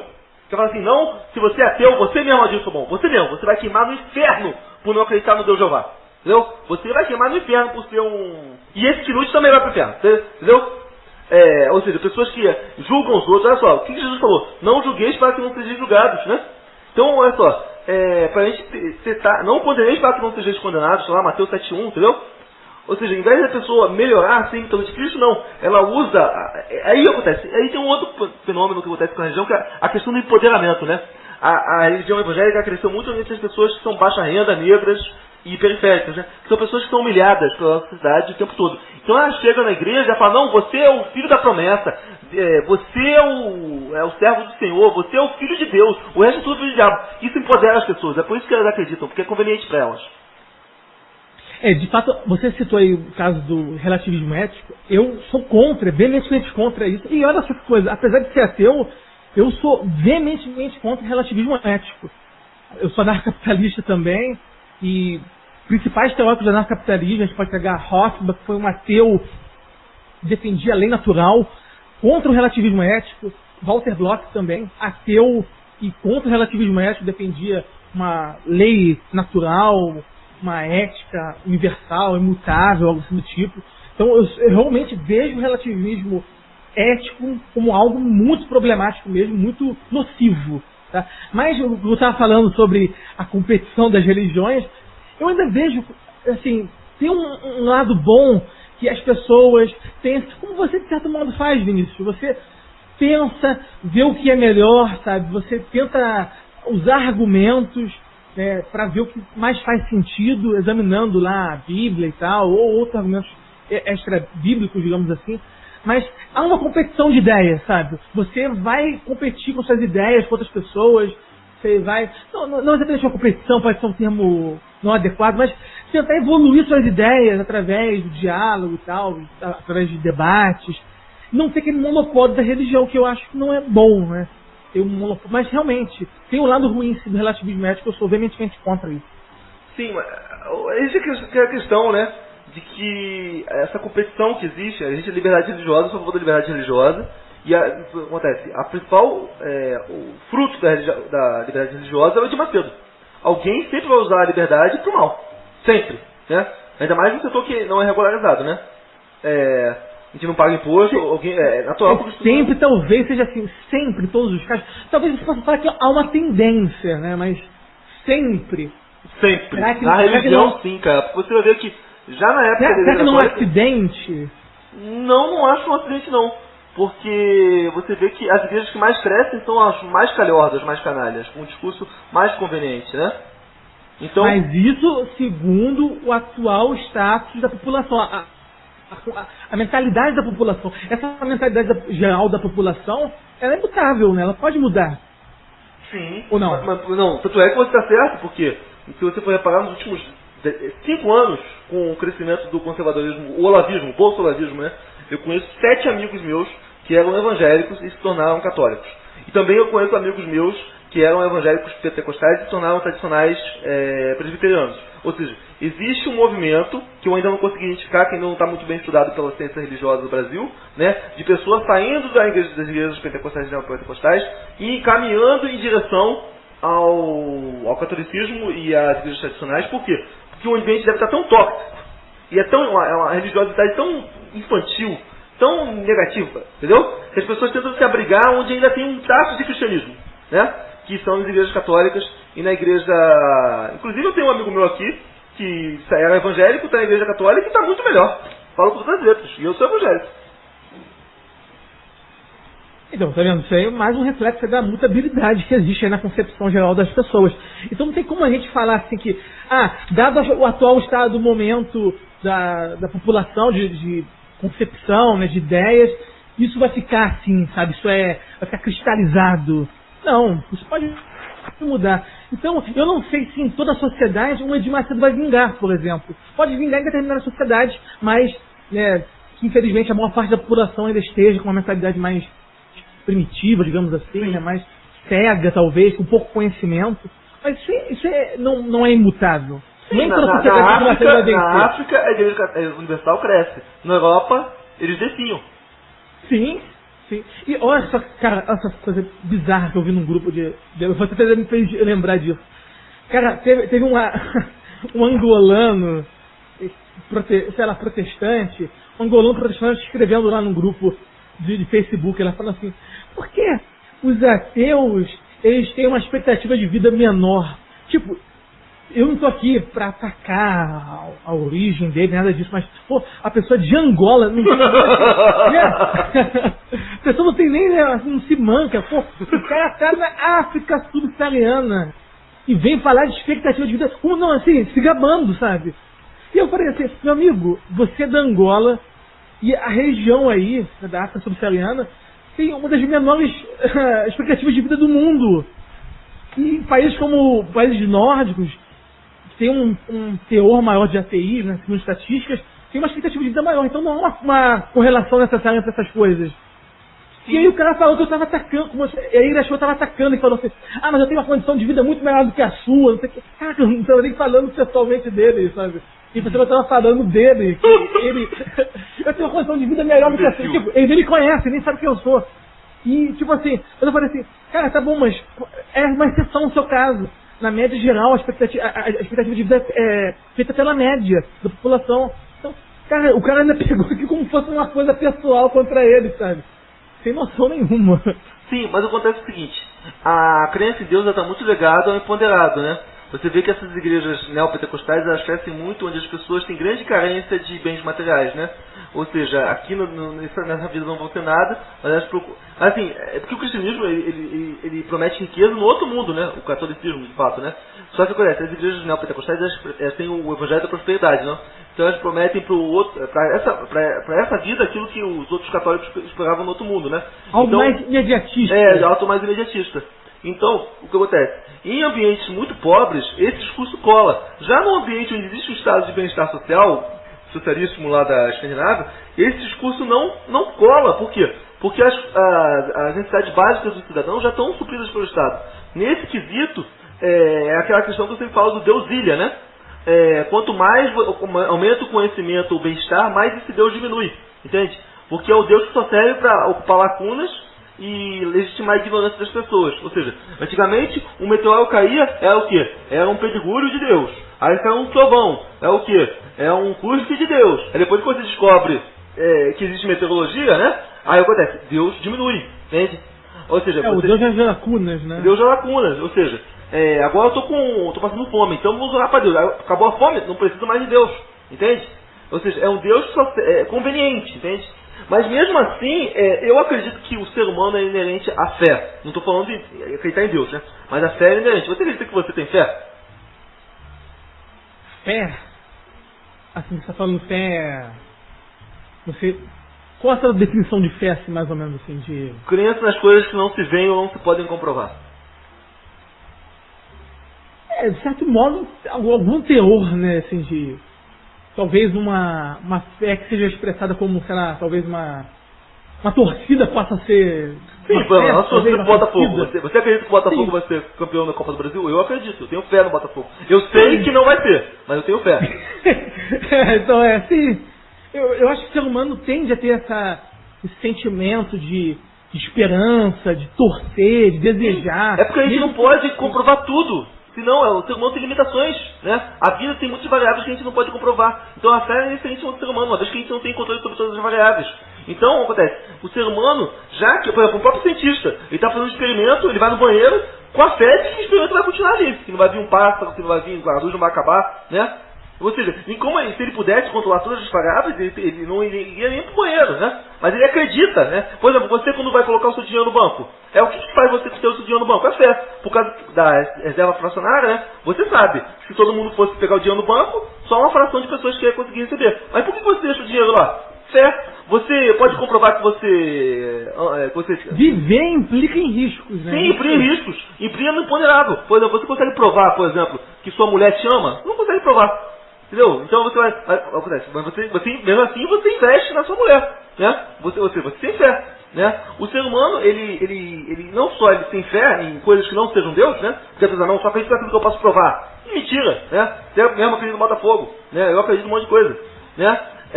Mas assim, além disso, o ser humano ele precisa colorir o imaginário com narrativas, né? O que acontece na Bíblia é o seguinte, é um povo, uma tradição, né? Que evolui conforme o tempo, de narrativas que dizem, contam a história do povo e dão lições para o povo, né? De como agir, de como proceder. Por exemplo, na Bíblia tem lá a questão de quais animais que você não vai comer, né? Não comer animais com as patas cruzadas. Até hoje os judeus seguem, né? Sim, mas por quê? Porque já devia ter essa porcaria de pandemia naquela época. Devia ter visto toda hora lá. Aí tem o corona aí que... não pode falar esse nome, não podia falar, não podia falar. Depois corta então. Não vai cortar, dane-se. Tá ao vivo, veja tá ao vivo. mesmo. Aí o pessoal chega e fala, foi Deus que mandou. Não foi que Deus mandou. É porque eles viram tantas vezes acontecer e falaram assim, acho que é melhor não comer morcego. Acho que é melhor não comer cobra, né? Porque eles viram acontecer direto. O problema, né? Quando acontece. Por exemplo, se você pegar a história de Adão e Eva e você falar assim, de forma literal, amigo, é uma história babaca. Porque a gente sabe que a cobra não fala, a gente sabe que não existe a gente do Éden, entendeu? Isso é coisa de criança, eu pensava nisso quando tinha 6 anos de idade. Mas assim como eu cresci, eu fiquei mais maduro, a minha concepção sobre aquela história também se tornou mais madura. Eu fui ler um livro chamado The Lost World of Genesis, né? Que é um livro extraordinário, que ele conta que pro judeu primitivo lá do cativeiro babilônico, né? Essa história com certeza ela é fruto de mitos orais daquela região, né? Daí você vê que a história de Adão ela é muito próxima do mito de Adapa, que tem o Gilgamesh, que é muito parecido com a Arca de Noé, que tem o Sargão, que é muito parecido com Moisés, ou seja, que tem o Hércules, que é muito parecido com Sansão, ou seja, são vários mitos compartilhados daquela região, né? Só que eles são misturados ali para contar uma série de histórias, né? Para falar por que o mal existe, por que a gente pode ter que acreditar no amanhã, ou seja, coisas que vão permeando a cultura, o inconsciente coletivo, entendeu? Mas assim, mesmo que o ateu não acredite nessa história bíblica, né? Ele pode se munir do seu imaginário de outras coisas, como de filmes, como de livros, né? Se alguém que lê O Senhor dos Anéis, né? Que é uma obra escrita por um cristão, e é ateu, e resolve melhorar, usa aquilo aí como inspiração para ser uma pessoa melhor, eu acredito que é inspiração divina. A ficção ela tem a capacidade de fazer com que as pessoas tenham sensações reais. As pessoas se emocionam com aquilo, têm sensações que podem mudar até suas vidas. Assim, até mesmo como uma religião pode fazer, de certo modo. Sim. Mas, por exemplo, o que eu quero te falar é o seguinte, que nós evoluímos, eu acredito em evolução, tá? Nós evoluímos, o ser humano é o único animal que não tem um habitat natural. Entendeu? Nós podemos morar em qualquer lugar. O único lugar onde a gente mora são as ideias, porque nós somos os animais racionais, entende? Nós precisamos ter o nosso relacionamento em uma série de narrativas. É por isso que as mulheres assistem tanta novela, por isso que a gente vê desenho animado, anime, entendeu? É porque a gente sempre tem que acompanhar narrativas, né? Às vezes a nossa narrativa da nossa vida não é uma narrativa suficiente boa. Então o que a gente faz? A gente acompanha a narrativa do Botafogo. É uma narrativa de vitórias, de títulos, de glórias intermináveis, um time que não perde nunca, né? Por quê? Entende? O cérebro humano ele precisa ser munido dessas questões narrativas. Por exemplo, tem gente que acompanha a narrativa do GadoCast, tem gente que acompanha a narrativa lá do Gilson Bom desde 2014, né? Então, eu acredito que existem elementos religiosos, né? E em outras coisas que não são religiões. Por exemplo, a política hoje, ela parece um pouco com religião. E tem muitas pessoas, por exemplo, a gente falou ali do ministro César, né? E uma coisa positiva dele é que ele tenta unir os ateus. E eu acho que isso é algo positivo, porque essa é uma característica boa da religião, que é colocar os iguais em um ciclo social. Que isso já foi comprovado cientificamente, que quanto mais você está num ambiente sadio, um ambiente que todo mundo comunga das mesmas ideias, isso é muito importante para a sociedade, né? Por isso que eu vejo como olhos quando os ateus se unem. Agora, se unirem para praticar o bem, se unirem para... Porque sabe que lá nos Estados Unidos tem igrejas de ateus, você sabe, né? De evangélicos do sul dos Estados Unidos que viraram ateus e ainda congregam. Usam até a Bíblia, mas não para falar de Deus, mas sim para falar de coisas boas, entendeu? Eu acho que isso é positivo, entendeu? O fato de você ter uma sociedade, um campo, um ambiente social, isso faz você... porque você está uma pessoa melhor. Se é possível suprir essas faltas, assim, essa ausência de religião, a religião acaba perdendo um pouco do papel dela, se ela pode ser substituída por outras coisas? A religião, sim. Porque eu não vejo a religião em si como algo necessário, entendeu? Eu acredito, por exemplo, que a religião é mais ou menos como o sábado, né, como Jesus falou, né? Que Jesus falou que o homem não existe por causa do sábado, e que o sábado existe por causa do homem. Porque o sábado era uma ordenança do Velho Testamento que existia para as pessoas terem um tempo de descanso, como a lei trabalhista, né? Aí só que acontece, isso evoluiu para virar uma ordenança religiosa ditatorial, né? Na época de Jesus. Eu acredito que a religião é como o sábado, né? O homem não existe por causa da religião. A religião existe a religião existe por causa do homem, entende? A religião existe não só para nos dar respostas para as perguntas, né? A religião não vai dar boas respostas, né? Mas a religião pode nos dar, sabe o quê? Perguntas, para você perguntar por que existe o mal, fazer a gente ponderar, refletir, então, entende? Mas a filosofia também, de certo modo, ela segue essa linha, né, de perguntas, de o que é bom, o que é mal. Daí que uma coisa, acho que dá até pegar um gancho nisso aí, o Hoffman, no livro dele, A Ética da Liberdade, ele fala de lei natural, da concepção de lei natural, e ele fala que até mesmo religiosos do passado já tinham uma certa concepção assim, de você, através da razão, independentemente de Deus, você chegar a certas verdades, sabe, a certas leis naturais, como o São Tomás de Aquino, assim, não tão explicitamente, mas o seguidor dele, da escolástica, o Francisco Soares, um escolástico espanhol, ele falava que, ainda que não houvesse Deus, o ser humano, através da razão, ele poderia chegar a essa lei natural, essa lei imutável. Então, até mesmo há um certo encontro entre a religião e a filosofia que não tem como delimitar tão assim, né? Até que ponto vai esse papel da religião? Porque essas perguntas do bem ou do mal também podem ser respondidas pela filosofia, por uma razão mais, né, secular, digamos assim, né? Daí os racionalistas que acreditam nessas verdades, podem acreditar também nessas verdades imutáveis. Sim, então, sim. Eu acredito que a própria teologia é um tipo de filosofia, né? A teologia é uma filha da filosofia, né? Sim, tem muitos campos assim, fronteiriços, digamos assim, e para você delimitar até onde vai é bem difícil. Mas sim, concordo com você. Essas perguntas, né? O que é o bem, o que é o mal, o que é o certo, o que é errado. E você vai falar de ética também. Poxa, no meio anarcapitalista, libertário, tem muito debate sobre o que é certo, o que é errado, né? Sobre a busca por essa ética, essa verdade irrefutável, digamos assim. Sim. Então, é possível, sim. Você até pode falar. Se você olhar assim de forma mais abrupta, né? O próprio homem antigo deve ter tido esse tipo de lógica que você está falando dos naturalistas, pensando assim, poxa, a gente está aqui no meio do nada, sofrendo, né? Isso tem que ter um propósito. E a pessoa começa a tentar justificar essa prisão que a gente está aqui, né? Não, vamos tentar falar que a gente está aqui porque tem um ser nos vigiando, porque tem alguma coisa acontecendo. O próprio homem tenta criar Deus à sua imagem e semelhança, né? Isso pode ter sido uma das raízes. Sim, né? Um instinto muito grande, você ter essa autopreservação, sua autopropriedade, né? Seu corpo. Então, eu não quero que alguém me agrida. Então, cada um tem esse direito de não ser agredido. Pode ser também E aí você expande isso para uma figura mais ampla, digamos assim, né? Que está acima de todos, né? E que confirme isso. Sim, é bem plausível. Sim, e a pessoa vê as injustiças desse mundo e fala, poxa, não pode ficar tão impune, porque a gente vê só o mal vencendo o bem, né? Tem que haver alguém pra... olha só, isso aí é o wishful thinking, tá? Isso é o wishful thinking, isso aí não é nem um pouco filosófico, tá? Mas acontece o que acontece. Eu acredito que alguém no passado deve ter pensado, se o mundo existe, é porque alguém criou o mundo, né? Aquele argumento da contingência de Leibniz, né? Que tudo não pode ter vindo do nada, né? Alguma coisa criou o mundo, logo essa coisa é Deus, né? E se essa coisa cria o espaço-tempo, se o tempo não é infinito, se ele teve um começo, logo alguém fez esse começo, né? Então, se teve um começo, é porque em algum momento não existiu espaço-tempo.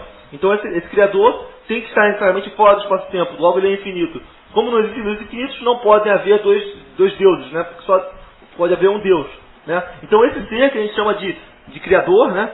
Ele necessariamente, ou seja, as pessoas vão criando aos poucos. Mas Vinícius, assim, também assim, tem a questão assim, o que também pode trazer a pergunta, o que ocasionou, né, o que criou o universo? Porque quando a gente fala de quem, esse pronome ele é mais pessoal, mas pode também ser o que, né? Uma coisa. Pode ser algo que é porque acontece.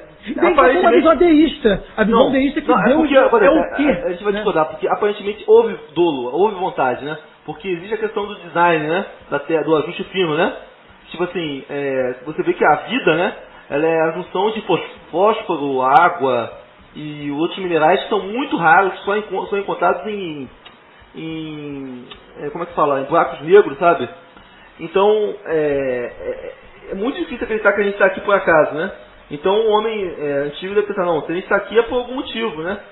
Então cria-se aos poucos esses argumentos que a gente fala, né? Argumento cosmológico do Calan, argumento da contingência de Leibniz, argumento ontológico de Santo Anselmo, argumento do ajuste fino, e que através desses argumentos cria-se essa ideia de Deus, entende? Que a gente tem hoje, né? É a partir daí. Existe um argumento do problema do mal. Eu confesso que antes eu era mais ferrenho nisso aí, mas hoje eu já até tenho uma certa tolerância, digamos assim, com essa visão assim, de Deus ter criado mesmo as coisas assim imperfeitas, porque até mesmo quando a gente está criando alguma coisa, você vai criar uma história, se você é um programador, vai fazer um game, alguma coisa, a tendência é que você coloque algum obstáculo, sabe, para que você tenha um propósito, um fim, buscar um fim, ultrapassar um obstáculo. Então eu até julgava muito, falava que esse Deus, ele é bom mesmo, criou um mundo com tantas imperfeições, mas se a gente é autor numa ficção, né, numa narrativa, ou está num jogo, né, com um programador, a gente vai colocar alguma coisa, né, algum inimigo, algum obstáculo, algum problema, alguma coisa para se buscar. Então eu nem julgo mais tanto, sabe, pelo problema do mal, assim. Sim, o problema do mal é um problema muito complexo e real que existe para as pessoas que querem defender a existência de Deus. Tanto é que a Bíblia dá várias respostas à questão do problema do mal. Se você for ver no Gênesis, né, ele fala que o mal é fruto da queda, né? Mas aí depois não cola essa desculpinha. Aí você vê lá que no Gênesis também tem a história de José, que ele fala que o mal às vezes é a escada para Deus fazer um propósito maior para a sua vida, que através do mal as pessoas melhoram, as pessoas passam por provações. Aí também tem a questão de Jó, né? Que às vezes o mal ele está acontecendo porque você está passando por uma prova, que Deus está te testando, né? E só que isso tudo vai acontecendo conforme o evoluir da Bíblia, né? Quando você chega lá no Novo Testamento, o mal já está caracterizado como uma obra de Satanás, entende? Já existe o maniqueísmo fruto da influência zoroástica que aconteceu por causa do cativeiro babilônico, né? A questão é a seguinte: eu acho que o mal o melhor livro da Bíblia que vai falar sobre o mal é o livro do Eclesiastes. Que, já leu esse livro, o Edilson Bom? Falar que o mal existe, que o mundo é ruim mesmo. Que Salomão? Seria esse. Você não foi ele que escreveu, mas é um dos melhores livros da Bíblia. Que ele fala que o mal existe, que o bem acontece com o justo e com o injusto, que não existe nenhum tipo de salvação nessa vida, que é tudo aleatório. A vida é como se fosse um filme chamado Pulp Fiction, entendeu? É uma visão bem interessante mesmo. Sim. E condiz muito com a realidade. Pelo assim, o que a gente vê, parece que não há uma justiça, assim, né? Porque a pessoa é boazinha e vai se dar bem. Porque tem muito filha da mãe aí que... nessa terra. Se dar bem aqui, né? Exato. Sim. Então, acontece, a gente vai ter que partir para esse lado aí. Você é materialista, o Nidilson? Então, cara, eu tenho muita preocupação também com esse tipo de ateu, porque a coisificação do ser humano, eu tenho uma preocupação muito grande, porque tem uma vertente desses materialistas que eles coisificam o ser humano como se o ser humano fosse só algo mecânico, sabe? Algo determinista.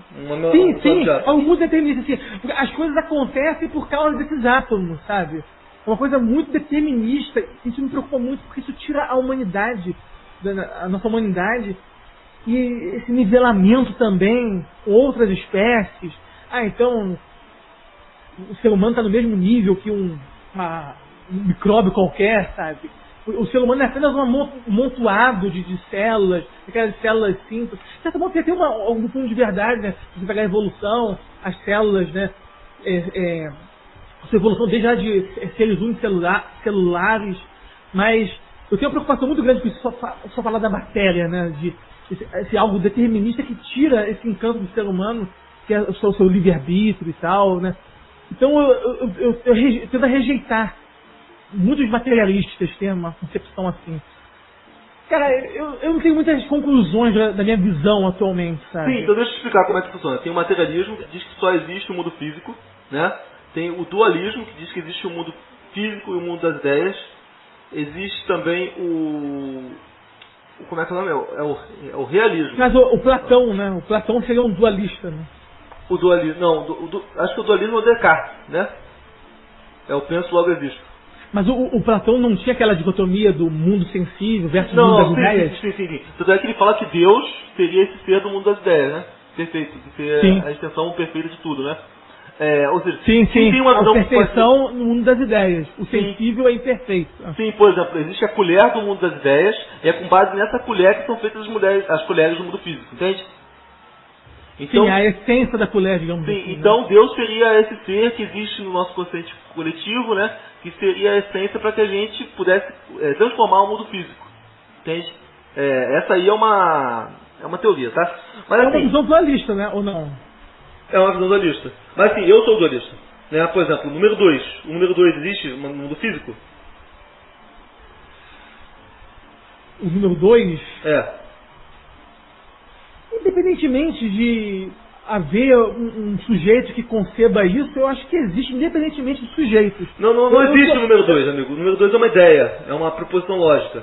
Proposição lógica não existe no mundo real. Isso aí está completamente desconectado do materialismo. Por exemplo, uma bola. A bola existe um círculo perfeito. Existe no mundo físico? Círculo perfeito. Eu tendo a ser dualista. Eu acho que, mesmo que não haja ninguém concebendo bolas, sei lá, ou no caso aqui lógica, né, sei lá, falar de matemática, conceitos matemáticos, isso já existe certos mecanismos da lógica, independentemente dos seres humanos. Mas eu acho que a gente está tendo aqui uma confusão sobre existir no mundo físico exatamente. Não, o que eu estou dizendo, existe o mundo das ideias e o mundo físico, tá? Por exemplo, o amor não existe no mundo físico, e acho que a gente vai concordar que o amor existe, né? A paixão, a raiva, né? Isso aí não existe, não tem como você coisificar isso no mundo material. Então, para mim, eu vejo a visão materialista uma visão muito pobre em relação à realidade, né? Uma vez que, por exemplo, eu já vivi situações paranormais. Isso não comprova a existência de Deus ou a existência do mundo espiritual, mas tende a fazer crer que existe algo fora do mundo físico, né? Ou algo que a gente não entende. né? Mas a maioria dos ateus que eu conheço nunca passaram por absolutamente nada. Mas eu gostaria de entender, de fazer vocês entrar nesse acordo, né?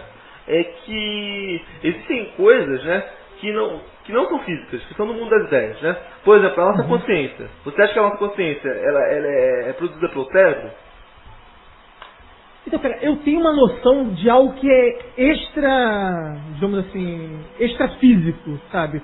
As ideias, por exemplo. Eu acredito realmente que se o mundo acabar hoje, assim, a espécie humana acabar hoje, ainda assim, a gente pode falar que há ideias, independentemente da mente de qualquer um, assim, fisicamente, né, do cérebro da pessoa, eu acho que existe essa natureza da lógica, de certas proposições que são lógicas, de certas categorias matemáticas. Eu acho que isso está acima de qualquer mente, assim, mente que também tem a acepção de mente como algo extrafísico também, né? Mas falando assim, sim, independentemente da cognição de um indivíduo particular, eu creio que existem verdades que estão acima desses indivíduos, entende? Porque tem até um juiz naturalista chamado John Finnis, ele fala que os princípios do direito natural, eles existem independentemente do esquecimento que a humanidade possa ter, sabe? Independentemente desse esquecimento, por mais que todo mundo fosse esquecer esses princípios, fosse, sei lá, tornar animais irracionais, sequelados, ainda assim existiriam esses princípios, sabe? Eles não dependem da mente, do cérebro, da cognição de cada indivíduo. Eles são uma coisa exterior, né? São até objetivos, né? Eles não dependem de nenhum sujeito. É a oposição entre objetivo e subjetivo. O objetivo ele não depende de um sujeito X ou Y. Então está acima dos sujeitos. Então eu não sou materialista, sabe? Eu até tendo a visão mais dualista, digamos assim. Sim, quando a gente vai falar do assunto filosofia da mente, que é um tema que a gente vai falar em outro podcast, isso é muito importante quando a gente vai falar sobre a existência de Deus ou não. Acho até imbecil a gente começar o debate sobre a existência de Deus ou não sem falar sobre isso, né? Por quê? Vamos lá, se a mente é produto do cérebro, né? Então, que esse é um debate que eu realmente não estou convencido, tá? Então aqui eu não posso falar com propriedade. Porque tem gente que fala que a mente é produto do cérebro, né? Desligou o cérebro, morte cerebral, a pessoa corta o pensamento. Só que existem várias pessoas em experiência de quase morte, ou pessoas que relatam ter lembranças enquanto o cérebro dela estava apagado, né? Aí tem gente que fala que essas experiências de quase morte não são válidas, né? Eu não sei. Mas assim, tem pessoas que têm lembranças, aí entrando dentro do espiritismo, né? Lembranças de coisas que não são elas que passaram, mas sim foram parentes delas que já morreram, entende?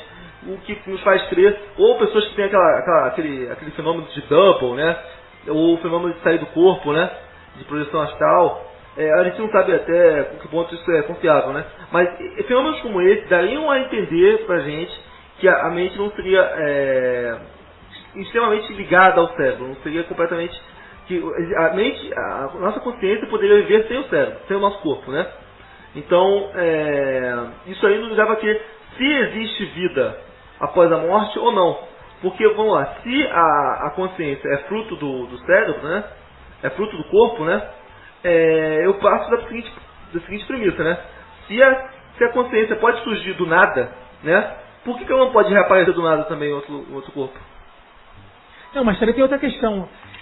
Mesmo que haja uma eventual vida após a morte, isso não quer dizer que a vida é eterna, essa vida após a morte. Eu estou aqui só cogitando, mas pode haver, sei lá, uma probabilidade que as pessoas até vivam depois da morte aqui da carne, né? Em outro mundo, sei lá, em outra dimensão, mas essa vida não é eterna. Pode acontecer também, pode, sei lá, se desvanecer depois de um determinado tempo. Isso é uma coisa imprecisa. Mas muitas pessoas acham que, se existe vida após a morte, então com certeza a vida vai ser eterna. E até mesmo tem algumas vertentes cristãs, há um pensamento que é o seguinte: se a pessoa é má, ela vai ser destruída no fogo do inferno, como os adventistas creem. Ela vai ser destruída, ela vai deixar de existir. Sim, aniquilacionismo, vai deixar de existir, sendo destruída, ela não vai ficar queimando para sempre. Então até essa morte espiritual, digamos assim, faz parte da crença de alguns cristãos, adventistas, Testemunho de Jeová também crê nisso, os maus vão deixar de existir.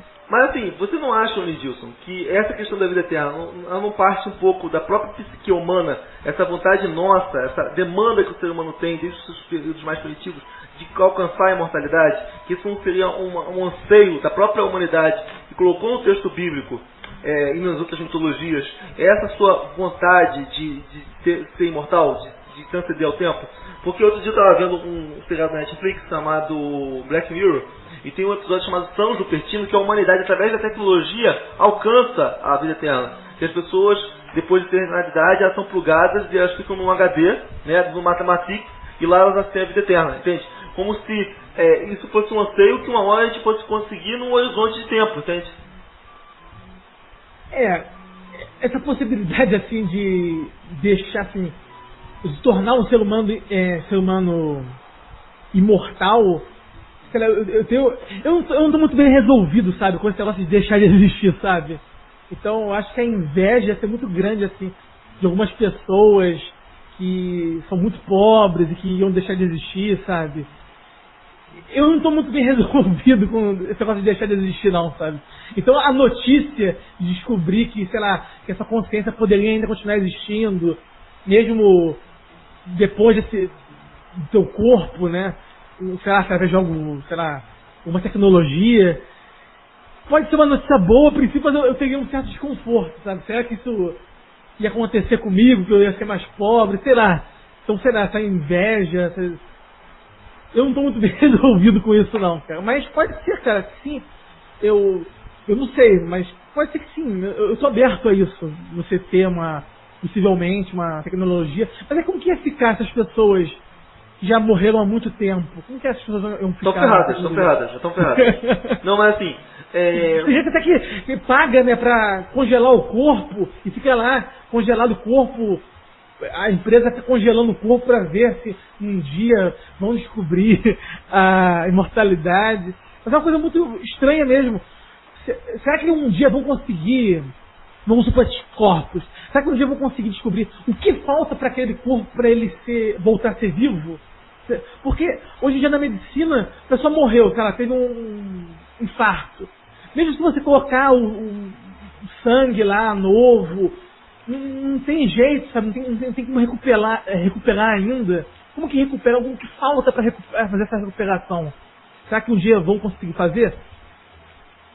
Eu não sei. Mas assim, uma das grandes dúvidas que eu tenho, e uma das grandes dúvidas da humanidade, é se é possível criar um robô com consciência. E se a gente for, tem até um filme, um jogo, Human, eu esqueci o nome, né? Que tenta tratar dessas coisas. Tem uma série de filmes que falam desse embate, né? Porque se o ser humano conseguir construir a consciência numa máquina, então isso é a prova de que a nossa consciência não é nada de especial, entende? Mas, tanto para isso, a gente só vai ter certeza se a gente conseguir desenvolver uma máquina, um robô, um androide, que tenha a qualia, essa capacidade de ver a vida em primeira pessoa. Porque isso não... até hoje, até o nosso atual momento, a gente não sabe como que isso se reproduz. Tem muita gente que até acha que isso aí é algo sobrenatural, a questão da qualia, né? A questão de você ter a consciência, né? Isso não é capaz de ser construído. Como que isso foi construído na evolução, sabe? Isso é algo que ainda não está muito bem explicado.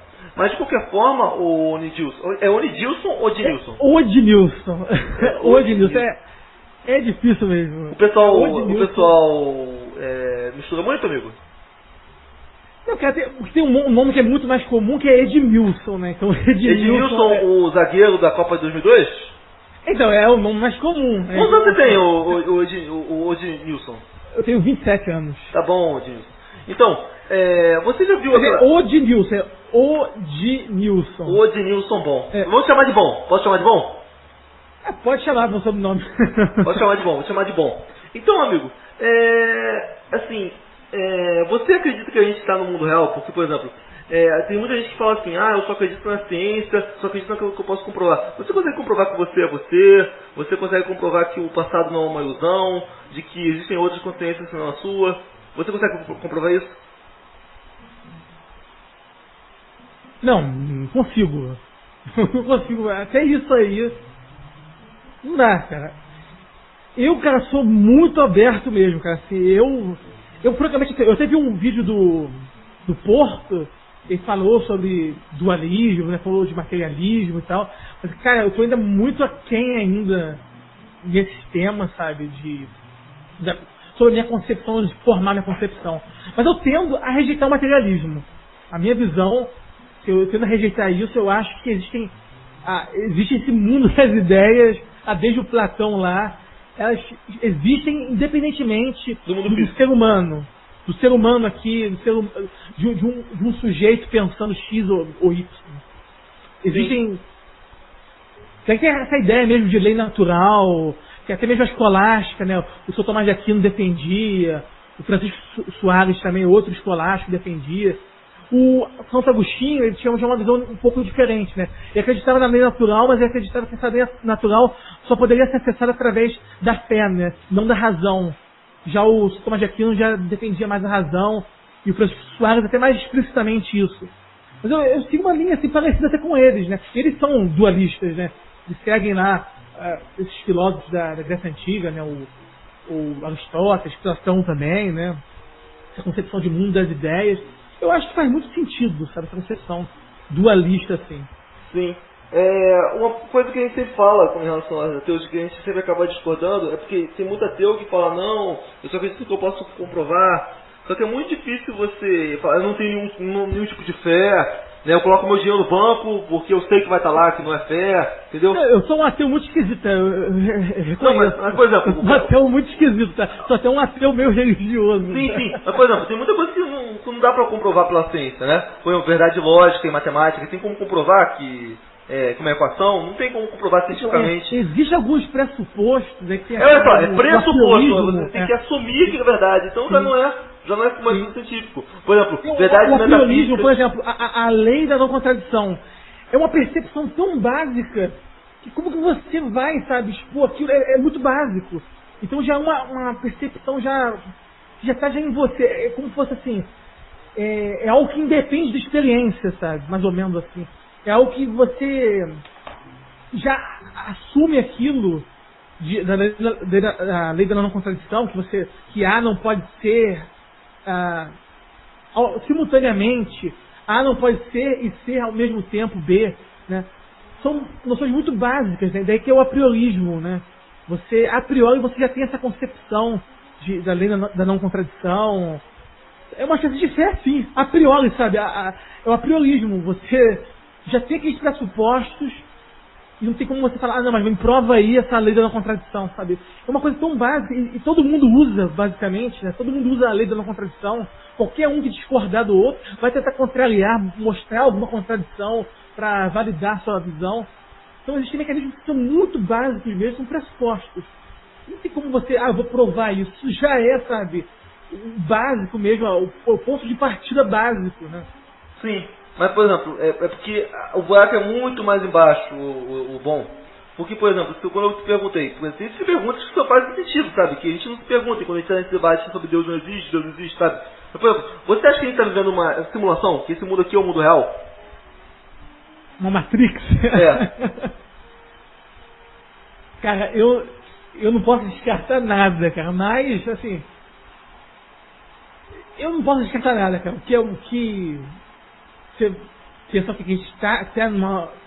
Assim, a gente está aqui nos corpos, mas... Sei lá, a gente está em outro lugar também, sei lá... eu viajo nisso, mas eu francamente não sei mesmo, sabe, cara? Eu não posso... Nem palpite eu posso dar nisso aí, cara. Sim, é porque eu vou te falar, o Elon Musk, sabe que é Elon Musk, o dono da Tesla Motors, né? Ele tem uma teoria de que nós estamos vivendo uma simulação, sabe por quê, né? A simulação? Nós somos, a gente não está vivendo o mundo real, a gente está vivendo uma simulação de computador. Por quê? Digamos que seja possível criar uma simulação, né? Perfeita e distinguível da realidade, né? Nesse caso, dentro dessa simulação perfeita e distinguível da realidade, também seria possível criar outra simulação dentro da simulação. Inclusive o Rick and Morty tem um episódio que fala exatamente sobre isso, né? E aí, dentro dessa outra simulação vai criando camadas de realidade, né? De simulações. E levando em consideração que seriam bilhões de camadas, né?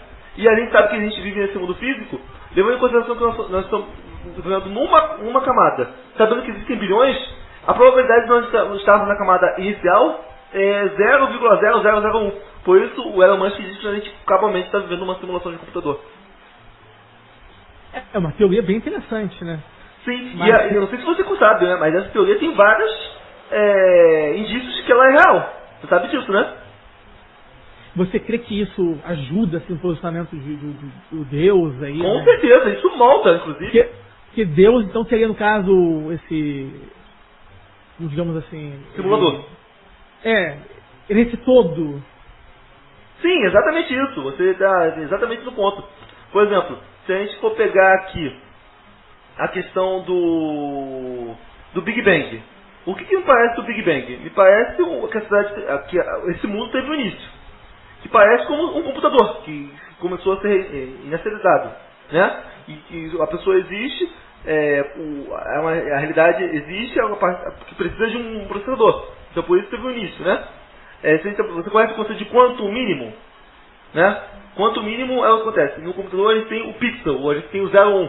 Aqui no nosso mundo seria os átomos, né? Tem esses pixels, né? O que leva a crer que existe um número finito de partículas no mundo, entende? Que leva uma certa... que isso foi programado, entende? No nosso mundo físico, existe um limite de velocidade. Você já pode pensar por que existe um limite de velocidade no mundo? Que é a velocidade da luz? Por que a velocidade não segue crescendo de forma infinita se a velocidade e a resistência não são invariáveis? O próprio limite da velocidade dá a entender que houve um tipo de programação. Você já parou para pensar que a curvatura do espaço em relação à massa, por exemplo, que a massa é muito pesada, ela dobra o espaço, sabe disso, né? Isso também não pode ser algo fruto da programação, tipo como se quando a velocidade dos dados num computador faz ele ficar pesado. Você já parou para pensar nisso? Isso seria alguns sinais de que a gente está vivendo numa simulação. Inclusive os cientistas físicos, né, eles acreditam num chamado princípio holográfico, que o mundo que a gente vive seria um mundo em duas dimensões, que a gente só está numa simulação mesmo. Nós somos todos dentro da Matrix, né? Você já vai pensar nisso?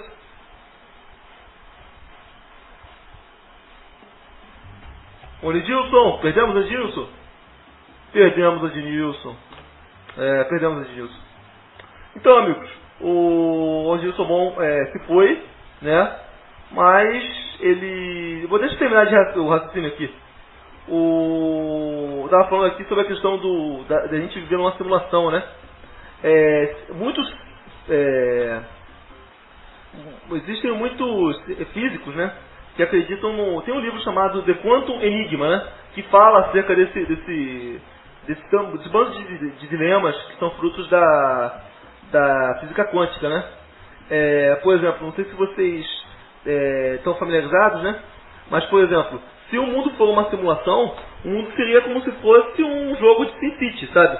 Só que como o jogo de SimCity, você clica hoje em Dilson, a internet dele caiu, tá? Liga pra mim. Vem, Dilson. Tá. Alô, Edilson. Alô, perdemos o Edilson de novo? Alô? Caiu aqui, porra. Caiu aqui. Deus não tá querendo te ajudar, hein, amigo? Caiu de parte, assim. Eu acho que teve um... Sim, o que eu tava falando é o seguinte, que não sei se você está familiarizado com o conceito da física chamado do gato, a superposição, o gato de Schrödinger. Já conhece esse conceito? Que um gato, ele pode... pode falar. O gato, ele pode estar vivo e morto ao mesmo tempo? Isso também é usado nas partículas. Tem umas partículas que aparentam isso, né? Sim. É um teste de Lipson. Não sei se é o nome do teste. Eu esqueci aqui. Talvez eu lembre. Que pegaram um canhão de elétrons, jogaram na tela e colocaram um biombo com duas frestas para que os elétrons passassem por esse biombo e chegassem na tela. Ele teve um resultado quando foi disparado, e quando colocaram um observador, as partículas de elétrons se comportavam de outra forma. O que leva muitos físicos a creem que a posição dos elétrons depende do observador. Então isso faz com que toda a nossa visão sobre o mundo físico seja relativizada. Por exemplo, se a posição de algo no mundo físico depende de uma mente, depende de algo, de um observador, quer dizer que é um mundo físico que se submete ao mundo das ideias, entende? Por isso que eu falei de dualismo lá atrás, né? Então, você consegue entender qual foi o meu raciocínio? Mas isso aí não tem um lado negativo também de você pensar que depende do ponto de vista, certas coisas? Sim, é exatamente isso. Tudo depende do ponto de vista. Por exemplo, segundo a teoria quântica, né, você só existe porque tem um observador. Eu só existo porque tem um observador. Todo mundo aqui só existe porque tem um observador. E talvez o mundo só exista porque tem um observador universal, que seja Deus olhando pra gente, seja observando a gente. Mas além disso, né, você pode pensar que o mundo físico, às vezes, ele só... Se a gente for pegar Alpha Centauri, Alpha Centauri, aquela estrela, né? Se a gente for pensar que aquele mundo físico, talvez ele só seja real quando tiver um observador lá. Que antes disso teria alguma programação. É como num videogame, né? Quando a gente está jogando, por exemplo, o Crazy Taxi, como que é aquele jogo? O GTA, né? Que o ambiente vai carregando conforme você está indo, né? Então o observador que vai criando o ambiente. Talvez o mundo real também reproduza isso. Talvez que seja o observador que crie o mundo real, a realidade. Entende? Não dá uma margem para um relativismo, que tudo depende do ponto de vista. Exato, é exatamente isso que eu estou falando. Isso não é, mas isso, de certo modo, também não é meio perigoso, não? Um relativismo ético. Não, mas a gente não está falando de ética, a gente está falando do mundo físico. Então, mas existem pessoas que até tentam usar essas partículas que dão essa percepção de até dar uma violação da lei da não contradição. Algumas pessoas até usam isso para tentar invalidar a lei da não contradição, sabe, princípios básicos da lógica. Eu sou muito leigo nisso, né? Seria a teoria da relatividade, né? Mas eu tenho muita preocupação com isso, de tentar invalidar certos princípios, sabe, da lógica clássica, né, da lógica aristotélica. Eu tenho muitas preocupações, algumas viagens assim. Então, não tem mais como você falar de proposições verdadeiras ou falsas, não existe mais lei da não contradição, princípio da não contradição, porque isso. Algumas pessoas, eu já debati com uma pessoa, a pessoa usou exatamente essa questão aí, dessas partículas, né? Essa percepção depende do ponto de vista. E eu tenho umas preocupações por causa dessa visão, né, de tentar refutar a lei da não contradição. Acho que tem um lado... Isso pode ser até verdade, não vou descartar que eu sou leigo nisso, mas isso pode ser usado para o mal também, né? Não, assim, não sei. Isso pode ser muito usado. Relativismo, cara. Não, isso pode ser usado num computador quântico. Isso pode ser usado num computador quântico que teria muito maior capacidade que um computador atual que a gente tem. Mas assim, se isso que eu estou falando proceder, isso tem uma implicação, né? Que se a gente está dentro de uma simulação, existe um simulador, talvez seja Deus, e existe um computador, né? No qual a gente estaria simulado, né? Olha só que viagem que eu estou fazendo aqui, né? Mas assim, E poderia ser um simulador impessoal, não? Você acredita que Deus é uma pessoa mesmo ou é impessoal? Não dá pra saber. Não dá pra saber. Não é que tá, mas porque se for impessoal, aí já não é quem criou o universo, é o que, né? Exato. É o que? Exato. Mas assim, pelo fato de ter o raciocínio, dá a entender que houve intenção no mundo, sabe? Pra quem está seguindo esse raciocínio que a gente está seguindo. Por exemplo, a gente sabe que, por exemplo, a gente pode ser um mundo, uma simulação dentro de uma simulação, dentro de uma simulação de uma simulação. Só que aí isso faz a gente criar o seguinte. Então, só que existe de fato mesmo é a primeira simulação, né? Então, mesmo que a gente seja uma simulação, né, ainda existe um mundo real, né? E talvez esse mundo real tenha as leis da física normais, enquanto todos os outros mundos tenham essa lei da física quântica, entende? Um mundo dentro de outro mundo maior, digamos assim, um mundo... Porque, por exemplo, a gente está partindo do princípio que a gente é uma simulação, que existem várias simulações, né? E que nós somos uma dessas simulações, né? Mas nessa eventualidade ainda existiria um mundo real, sabe? E nesse mundo haveria a física newtoniana. A física clássica. Porque, assim, uma coisa que me deixa bem intrigado é como que um ser perfeito... o que ele sente, assim, né? Assim, porque se você é perfeito, você não tem mais nada para buscar, não. Ou você tem que buscar justamente isso. Você é perfeito e você tem que criar um mundo imperfeito para você tirar esse peso de você de ser perfeito. Porque uma coisa que você pensar bem, né? Você é perfeito, você não precisa mais almejar nada.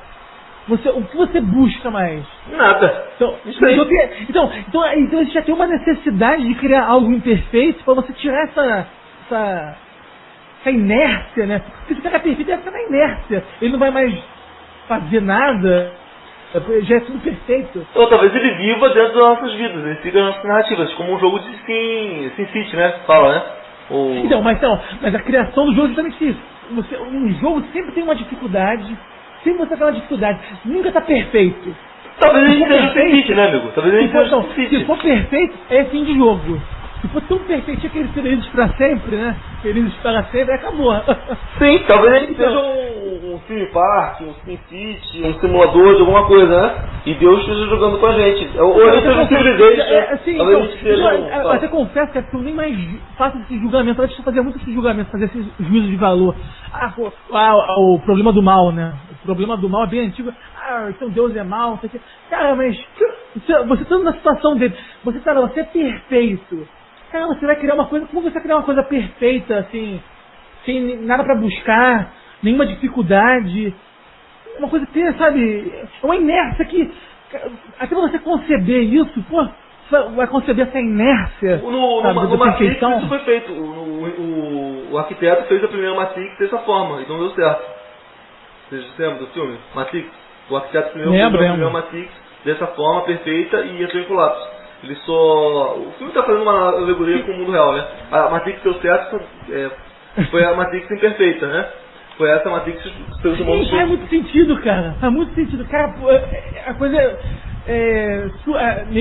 meio paradoxal, mas o perfeito pode ser meio imperfeito, né? Assim, em certa perspectiva, pô, é perfeito. Como que isso vai dar certo se é perfeito? É uma inércia isso.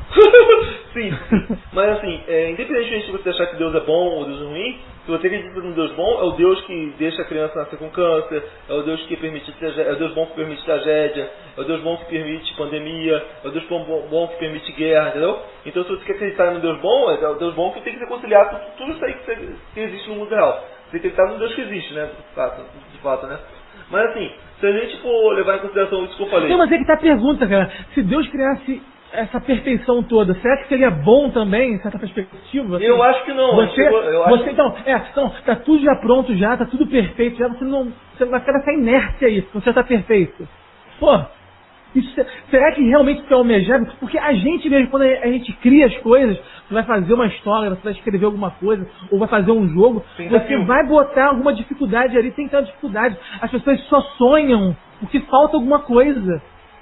Senão não tem mais sonho. Se você está pleno, já tem tudo. Como você vai sonhar, vai buscar alguma coisa? Então, isso eu não julgo mais. Eu acho que falar que Deus é malvado porque Ele cria essa situação, assim, um mundo com imperfeições, você tem que lutar para você ser uma pessoa mais feliz. Francamente, eu nem faço mais esse juízo de valor porque eu acho até injusto, sabe? Sim. Então, para terminar aqui o podcast, amigo, a gente estava falando aqui sobre a possibilidade de a gente estar vivendo naquela simulação do Elon Musk, a gente viver num Civilization, ou num SimCity, ou uma coisa desse tipo, né? Se a gente tomar que simulações podem existir, né? Podem existir numa máquina, né? Ou podem existir numa mente, porque mente, quando a gente dorme, a gente está simulando também, né? Mundos, né? Se a gente tomar que a gente chegou aqui, que o mundo tem uma grande possibilidade de ser uma simulação, né? E que a simulação num computador precisa ser simulada numa mente, porque para a gente reproduzir com perfeição o mundo físico, precisaria de não só um mundo físico perfeito, mas várias simulações perfeitas, precisaria de um mundo físico maior, de um computador que seja maior do que o mundo físico, entende? Então, seria mais fácil a gente dizer que o mundo real, de fato, que está simulando a gente, não é um computador, e sim uma mente, né? Pela navalha de Ockham, a gente corta basicamente os intermediários, né? E a gente chega à conclusão de que o universo pode ser uma simulação dentro de uma mente, né? E que talvez essa mente seja a mente de Deus. Tipo assim, e isso entra em consonância com a Bíblia, quando ele fala que nele existimos, vivemos e somos. Talvez Deus ele não exista, de fato, né? De fato ele não existe, né? Não está na matéria, né? Mas ele seja esse todo, né? Isso tudo, né? É uma visão meio budista, né? O deísmo, essa concepção de que Deus criou o universo, mas ele não é uma pessoa e ele nem está mexendo diretamente, sabe, intervindo nas coisas. Ele só criou só a base, né, assim, automática, né, das coisas, as coisas funcionam em certa mecânica, mas ele não faz milagre, ele não intervém porque ele gosta mais do fulano. É uma concepção muito difícil de refutar, assim.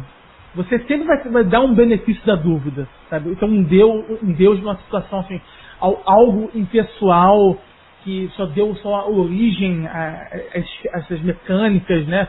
É muito difícil. Sim. Isso eu não vou refutar. Eu sou o ateu agnóstico, digamos assim, o ateu prático. Sim. Então, Edilson, martelo nisso. Sim, Edilson, muito obrigado por ter participado. Espero que você tenha gostado do papo, né? Falamos aqui durante quase 2 horas sobre ateísmo. Gostou de ter participado do GadoCast? Gostei de ter participado do GadoCast. Eu pensei que seria até o tema da situação que a gente está vivendo atual, né, da pandemia. Não aguenta mais falar disso aí, não. Mas tem muito mesmo conteúdo sobre isso. Mas foi um tema bacana aí. Eu achei bem produtivo aí. A gente conseguiu falar com respeito, apesar das visões diferentes. Mas eu até confesso, eu sou um ateu meio atípico. Eu sou um ateu meio... Não, mas você sabe que eu sou um cristão bem atípico, né? Eu tenho alguns traços meio religiosos. Não, mas você sabe que eu tenho uns traços meio ateus também. Então eu acho que deu certo. Deu certo por causa disso. Cada um fez uma certa concessão, digamos assim. Mas eu acho que numa conversa entre pessoas diferentes, né? Inclusive quando eu converso com pessoas de esquerda ou com pessoas que têm outra ideologia, né? Você conhece o Watchmen? O Watchmen tem o personagem do Mr. Manhattan que ele tem essa visão materialista, né? Todo mundo é apenas um manhado de átomos, né? Mas assim, basicamente o Watchmen tem muitos desses dilemas que a gente conversou hoje, né? Dá pra ver que você é uma pessoa muito boa, Edilson. Vou te convidar pra gente conversar outras vezes, né? A gente pode falar muitas outras coisas que a gente não falou. A gente pode falar das tretas que você participou, de outros debates, de história do seu canal, né? Sim, muita coisa que a gente tem muita coisa que a gente pode falar também. A gente tem umas desavenças em comum também, né? Mas assim, muito obrigado por ter participado, né? Eu acredito que quando a gente está aqui na Terra, amigos, independente de a gente estar no inferno, de a gente estar num computador, de a gente estar numa simulação, a gente sabe que a gente só tem uma vida, que a gente está aqui para aprender, amigos. Então é muito mais melhor a gente aprender com diferentes do que a gente impor a nossa opinião a eles, né? Então é isso, muito obrigado por ter participado. Até a próxima, tchau. Dá tchau pra eles. Dá tchau pra eles. Tchau aí, pessoal. Tô aí no chat aí. Quem quiser acompanhar meu canal, um valeu aí no chat. Valeu aí, tchau.